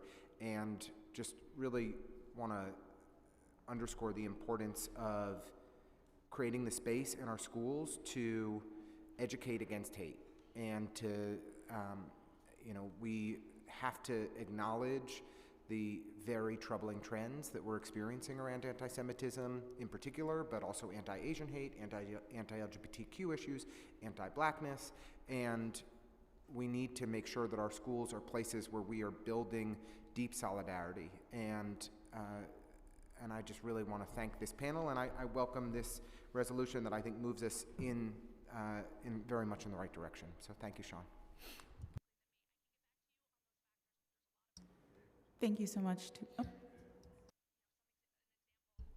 ahead. Just wanted to take a moment to thank my colleague, Councilmember Abreu, for this important resolution, and all of you for testifying. It can't be understated how important I feel this is, and the Jewish community. And I know in the resolution, I know in some of the testimony, we talk about the hate crimes that are on the rise, and the troubling statistics and the feelings in the Jewish community. But something I value about Chair Joseph's question about the curriculum is that being Jewish is about so much more than being a victim. Just before this hearing, I was in Queens at a model Seder for Holocaust survivors. And one might think that is, being with Holocaust survivors is the ultimate symbol of victimhood. But what did I see when I got there? People sitting around a table, eating together, enjoying time together, enjoying the traditions that are thousands of years old. We even got some songs from a 90-somewhat-year-old opera singer, which was very nice. And about being Jewish is about pride and about joy and about a shared history, a shared people of community. And that is the sense that I think I am eager to share with everyone in New York City and with all of my colleagues, that sense of community. And again, I want to thank Councilmember Abreu for his work, and the chair for hearing this resolution. Thank you so much to everybody on this panel. Our next panel will be Christopher Leon Johnson, Paolo Alberghini, and Lori Parvesker. Please make your way to the front table. Thank you.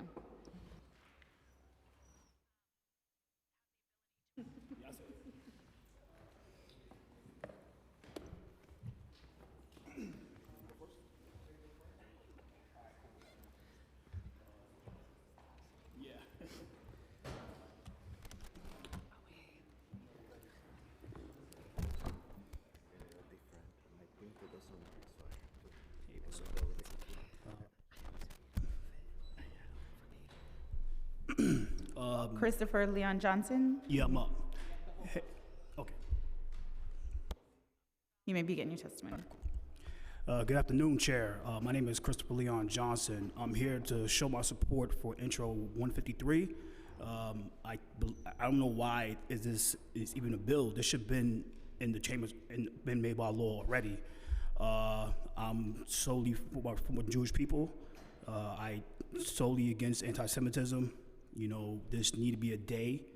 I don't know why it's only 25 members that are sponsor this bill, I think that all the members should be sponsoring this bill. And if they don't, we should vote them out. That's my opinion. You know, I believe that, you know, there should be more Holocaust education into all the districts, especially more in minority districts. And, you know, and with the hate crimes, we need to strengthen these laws about when it comes to Jewish people. It shouldn't be these lax laws that are based in the whole state of New York, especially the city of New York, especially these DAs trying to be lenient with these crimes against Jewish people. And basically, that's it. Thank you. Thank you for your testimony. Paolo Alberghini. Good afternoon, Chair Joseph, members of the Education Committee, and guests. My name is Paola Berghini Pastor. I'm Director of Development for Center for Education Innovation. I'm here in support of Intro Bill 644. The Center for Education Innovation, Project Boost, was founded more than 20 years ago in New York City to expose students to new experiences like live theater and museum trips, along with academic support and tutoring to assist all students in accessing the NYC high school of their choice. With an eye on equity and innovation in this post-pandemic world, the concept has been expanded to help re-engage our students with enrichment programs designed to engage students, nurture student talents and interests, and help identify college and career pathways with career and technical education opportunities, intended to ultimately improve the economic status of our students and their families. Project Boost, which stands for Building Options and Opportunities for Students, is currently delivered to many public schools, thanks to the generous support of elected officials like you, which includes members of the New York State Senate, New York State Assembly, and New York City Council. This support is crucial to continue to deliver and expand this program in fiscal year 24 so that together we can help fill the gaps and meet the needs of every child. Programming includes art education, in which students can express solutions to problems affecting their communities through art. STEM education, which includes both coding and robotics programs for students and families, and ensures every child's first experience with these disciplines serves as a positive learning experience. Esports, which is the only college-to-career enrichment program that opens up opportunities for students to discover and participate of the fast-paced growing esports industry. High-impact tutoring, which is necessary now more than ever to support accelerated learning necessary to mitigate the post-pandemic learning loss. Project Boost programs cover a wide range of academic disciplines, including the arts, science, technology, engineering, mathematics, academic tutoring, and support for social-emotional learning and skill development. Our social action arts and music programs allow students to express themselves, communicate messages, reacting to social issues, encouraging discourse and collaborative problem solving. Coding and robotics programs for students and families, ensuring their first experience with these enrichment programs are engaging and inspirational. Adding to the myriad of programming enjoyed by Project Boost students, the Center for Education Innovations Project Boost continues its long tradition established with our early stages programs and brings thousands of students to enjoy the rich cultural offering of their city through a guided cultural enrichment experience, including live Broadway performances and visit to museums, galleries, and orchestra concerts. Whenever possible, our Center for Education Innovation, in partnership with local community-based organizations, brings additional cultural and relevant opportunities to students. Thank you so much, and we feel that this intro bill is very important to continue to strengthen after-school programming, which is what we really want to all children to enjoy. Thank you. Thank you so much for your testimony. Lori Podvesker. Good afternoon, everybody. Thank you, Chair Joseph and this committee for holding this important hearing on the proposed education bills. My name is Lori Podvesker, and I'm the Director of Disability and Education Policy at Include NYC. For the last 40 years, Include NYC has helped hundreds of thousands of New York City families navigate the complex special education service and support systems. I am also a parent of a beautiful 20-year-old developmentally disabled son who attends a District 75 program on the Lower East Side. We testify today in favor of this entire legislation package, as all proposed bills, if adopted, will lead to more transparency and accountability. But we especially urge the Council to adopt Introduction Bill 0868, as this proposed bill regarding District 75 programs will ultimately lead to better outcomes and equity for hundreds of thousands of students with disabilities and a more inclusive city for all New Yorkers. According to the most recent data from the city, including the November 2022 Local Law 27 report from the Department of Education and the January 2023 preliminary Mayor's Management Report, there are nearly 300,000 students with an IEP in New York City who are receiving special education support and services. This includes nearly 100,000 students with disabilities who take a school bus to and from school each day, and 26,000 plus students attending District 75 programs throughout the city. District 75 students have long been invisible with our public school system and communities. The majority of students attending District 75 specialized programs have developmental disabilities or are educationally classified as having emotional disabilities. In addition, over 90% of District 75 students identify as Black, Hispanic, or Asian. Due to the rigidity and the ways the system underutilizes the special education continuum, which is the place where services are delivered, the majority of District 75 students spend their entire school days in segregated settings and academically, socially, or programmatically do not interact with general education students. Despite almost all 360 plus D75 programs being co-located in school buildings with other schools, and almost all District 75 students are bused out of their neighborhoods, home school districts, and sometimes even their home boroughs to attend an appropriate school due to a lack of adequate seats and programming options closer to their residents. This is not my testimony, but I think it's really important in response to some of the things that the Department of Education said earlier, which is the placement process for District 75 students contradicts what the federal special education law mandates, which is that kids with disabilities get educated as close to their homes as possible to the greatest extent. And how it works is once a student is recommended by the IEP team for District 75 placement, it goes to a borough enrollment officer as opposed to the school district. And therefore, the borough enrollment officer looks within that borough to see where there are opening seats. And that's kind of antithetic to what the law says.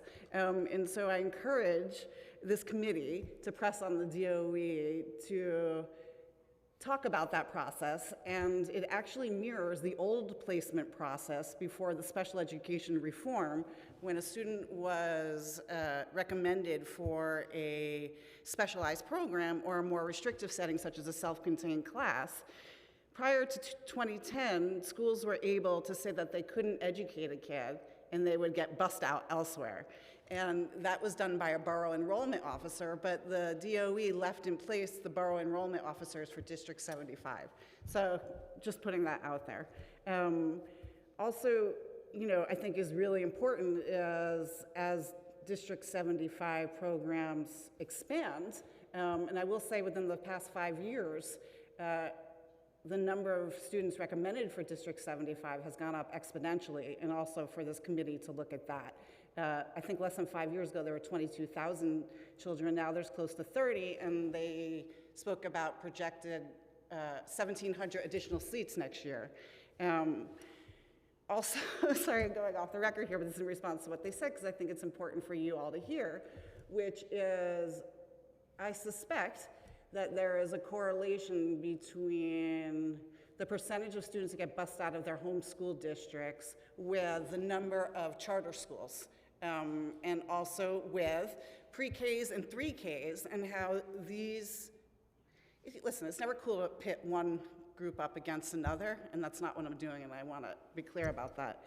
However, I do feel that it's important for those relationships to be looked at, because also what we're not talking about is the correlation between poverty and developmental disabilities. And the community school districts where there is a high percentage of charter schools, where there also are kids with disabilities are getting bussed out, that relationship plays out in real life, and just something to look at. I'll go back to my testimony, thank you. while a new report on District 75 programs will not immediately solve the blatant acts of the city not meeting the civil and educational rights of these students, we do believe a new report outlining where existing D75 programs exist, coupled with the criteria that the DOE uses to determine where it locates new D75 programs, will naturally help the city more appropriately educate D75 students. The adoption of this bill will allow more District 75 students to attend schools closer to where they are living to the greatest extent possible and as per required of them per federal special education law. Furthermore, it increases the possibility of some students spending less time on buses, including sitting on idling buses due to multiple schools on one school bus route, leading to better individual health and bus safety outcomes. As a result, more District 75 students will have the opportunities for community integration, leading to more independent living, educational progress, and employment after high school. And equally as important, which I feel the system needs to address more, is that more District 75 students attending programs closer to their homes and within their local community schools and buildings will benefit non-disabled students. They will be seen and heard, and the longer that we continue for District 75 students to not be seen and heard, the more that they will continue to not be valued in the same way as other groups. And you know, I say this every time I get a chance, which is, it would be an amazing thing if there were just signs outside buildings where District 75 programs exist. People don't even know our kids are there. And that's my kid. And with the pandemic, things have worsened because now with the teacher and school staffing shortages, the segregation that is going on is criminal. And you know, where my guy goes to school, because of staffing issues and capacity, they are still practicing COVID policies where they eat lunch in their classroom, they don't have gym, and they don't go out on field trips because they don't have enough staff, there aren't enough nurses. So basically, my guy's in his class all day with no integration. And you know, he's in an 8 1-to-1, and just heard a parent-teacher conference less than 2 weeks ago, at times there's 15 kids in that classroom. And you know, and this is the best of the worst, as I say. And I think it speaks a lot, you know? Really appreciate you guys and all that you're doing. And Chair Joseph, cannot say enough thank you from my heart for bringing District 75 in light so people can see, because historically, we have not even had the time of day, and there is a function just getting us even to this level. Thank you. Thank you so much for your testimony. Paulette Healy.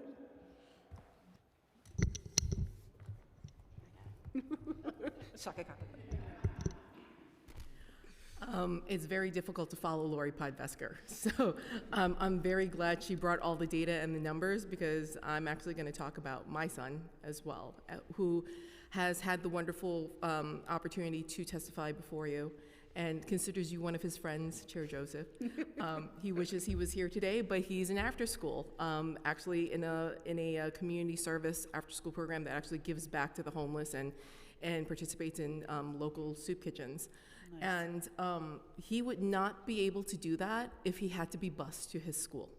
We were lucky enough that he qualified for the inclusion program at Telecommunications, which is within walking distance of our home. And because of that, he is able to participate in a plethora of wonderful after-school activities, including the community service after-school club that he's in right now, including the theater enrichment program that he's going to be in tomorrow, and including the dance program, so he can shine up his moves and dance at your next fundraiser. So, but we know that he is the minority when it comes to our District 75 students. And as much as I appreciate the bills that are being introduced today, I am going to talk specifically about 0566, 0644, and 0868, because these are the bills that advocates like myself and our whole council of the Citywide Council on Special Education have been fighting for over a decade. In terms of the air conditioning for the school buses, we reported as recently as last summer about the hot buses that our children were going back and forth in, especially exacerbated in the Bronx when there was that horrible accident that caused 38 of our bus attendees and bus matrons to be out of work because they were just in the hospital, and the ineptitude of OPT to actually make sure that these kids had busing in place the next day. 30 children had to stay home during their summer session because their OPT did not act quickly enough.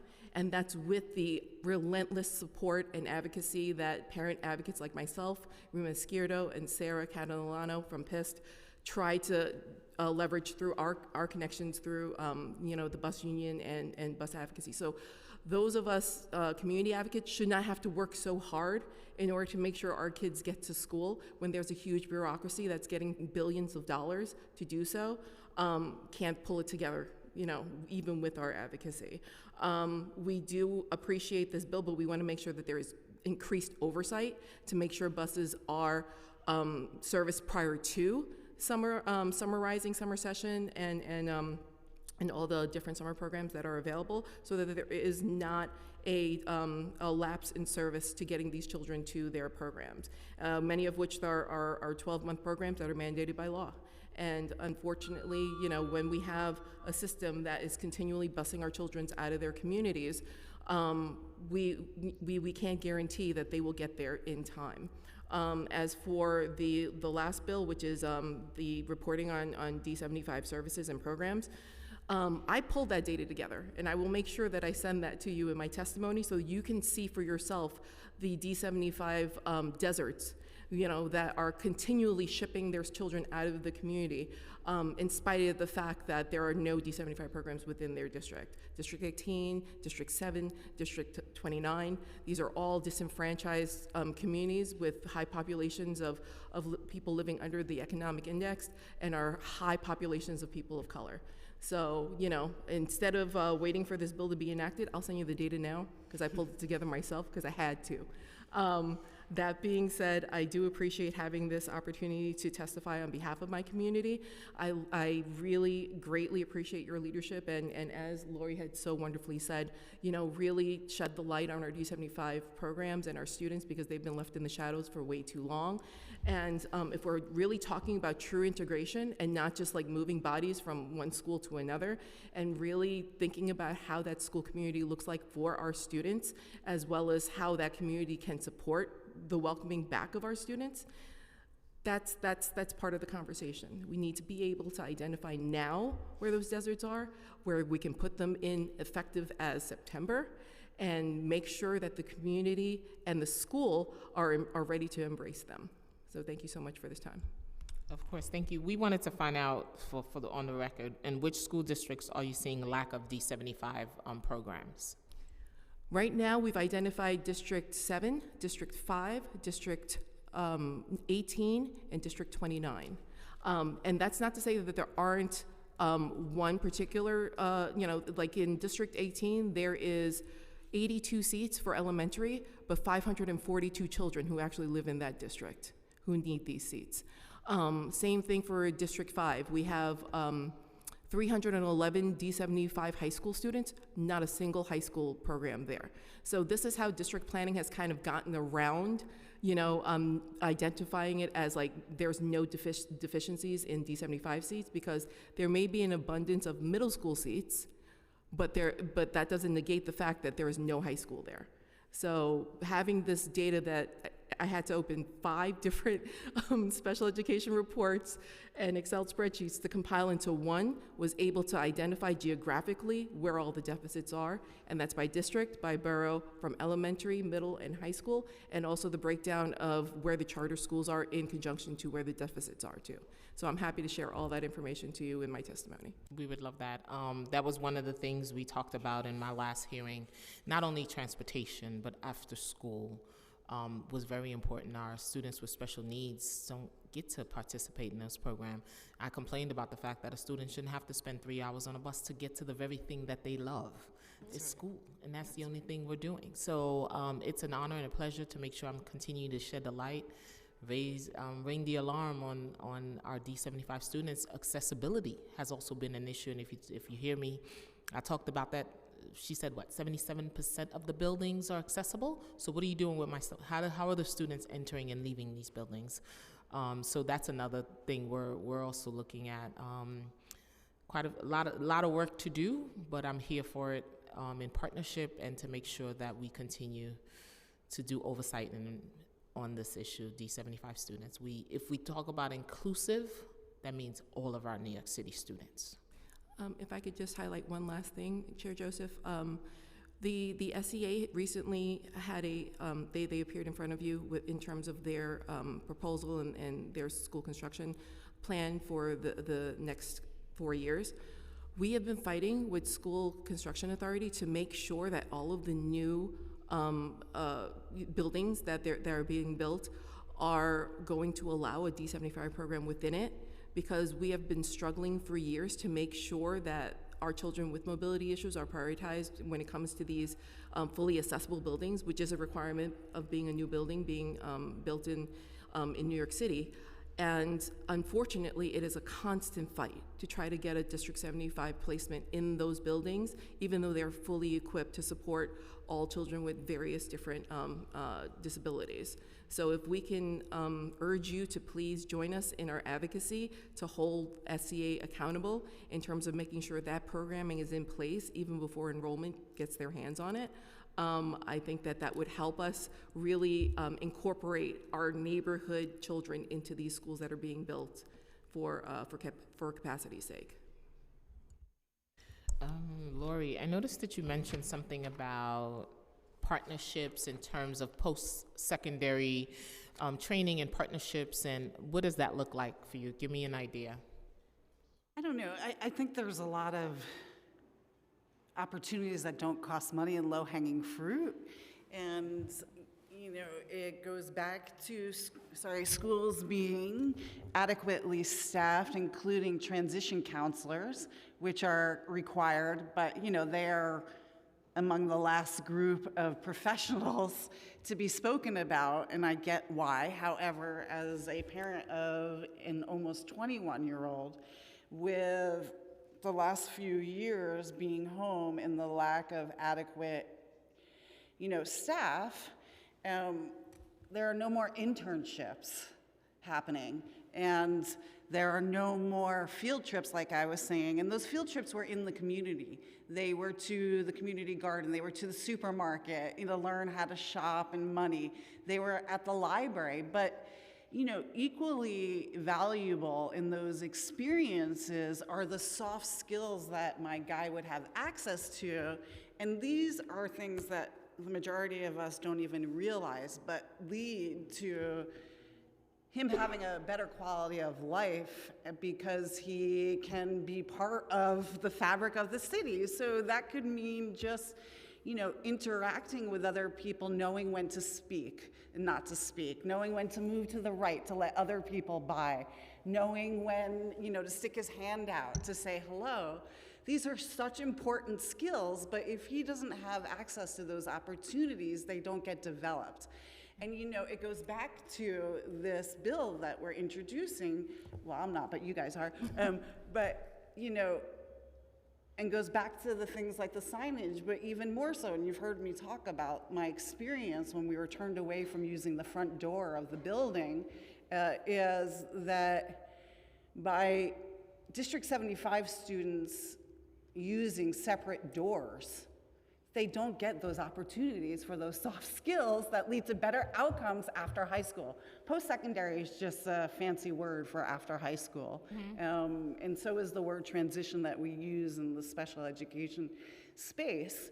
But we need opportunities, and we're not there, sadly. Thank you so much to everyone on this panel. If there's anybody else in the room who wishes to testify, please make your way to the Sergeant-at-Arms desk in the back. So that is it for our in-person testimony. We will now move on to our virtual panel. Our first panel will consist of Leona Tetten and Ellen McHugh. Leona Tetten, you may begin.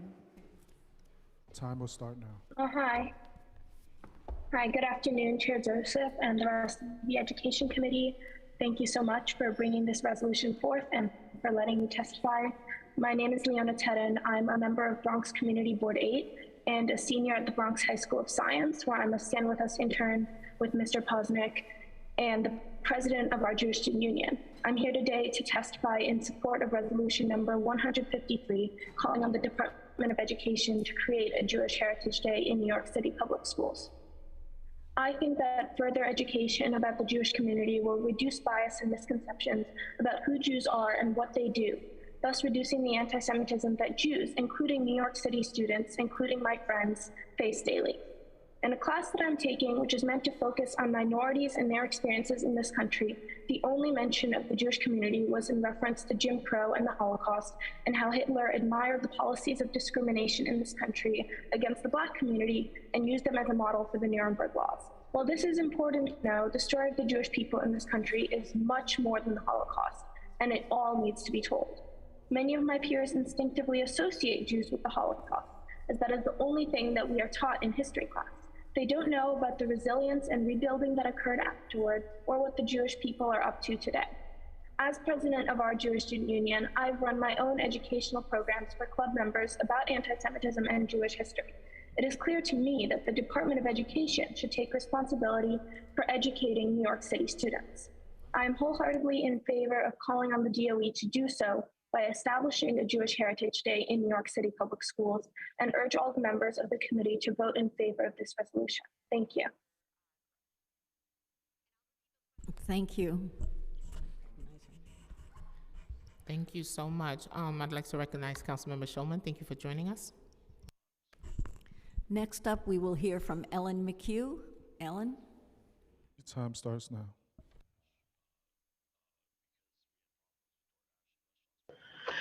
Hi, good afternoon. It's a pleasure to be here, even though it's sunnier outside than it is inside. I am here to talk about the issue on the District 75 schools and the coordination and cooperation between and among agencies that serve students with disabilities. In the height of the pandemic, summer school or summer access was opened, and DYCD, with the best of intentions, I do believe, was put in charge of the summer programs. Unfortunately, they had no understanding of the fact that individuals with disabilities would be attending those programs and were totally unprepared. And rather than reach out to ask for help in preparing, or even having schools provide extra services through their special education divisions, DYCD refused to serve students with special needs. This is not an unusual situation. For those of us who are parents of students with special needs or more profound disabilities, we have become accustomed to being shuffled about. Any school that offers an after-school program where a District 75 school might be co-located has no obligation to serve the District 75 student in that co-located building because they are not on roster in the general ed building. Any principal of a general ed building, as harsh as this may sound, can say that he or she no longer has room for individuals who satisfy the District 75 description. This happened not too long ago at PS 104 in District 20, when families were told that a school, District 75 school that had existed in that building for years and years, was being moved.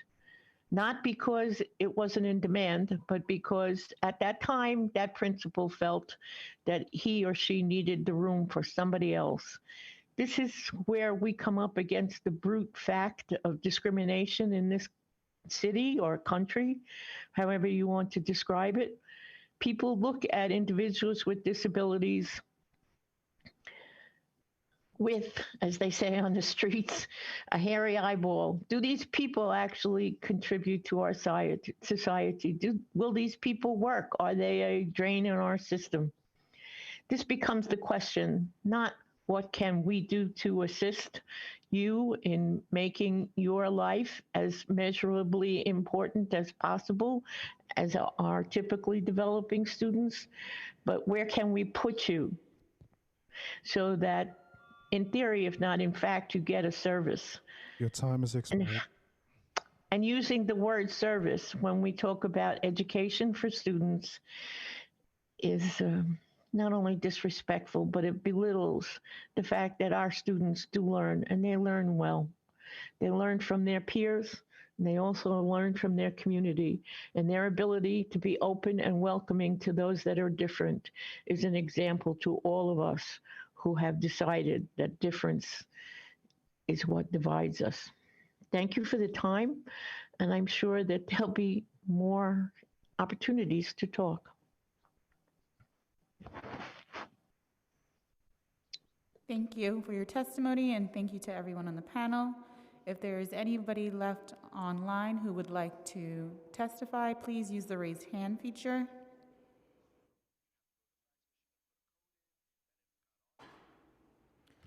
Not seeing any hands. That concludes our public testimony for today's hearing.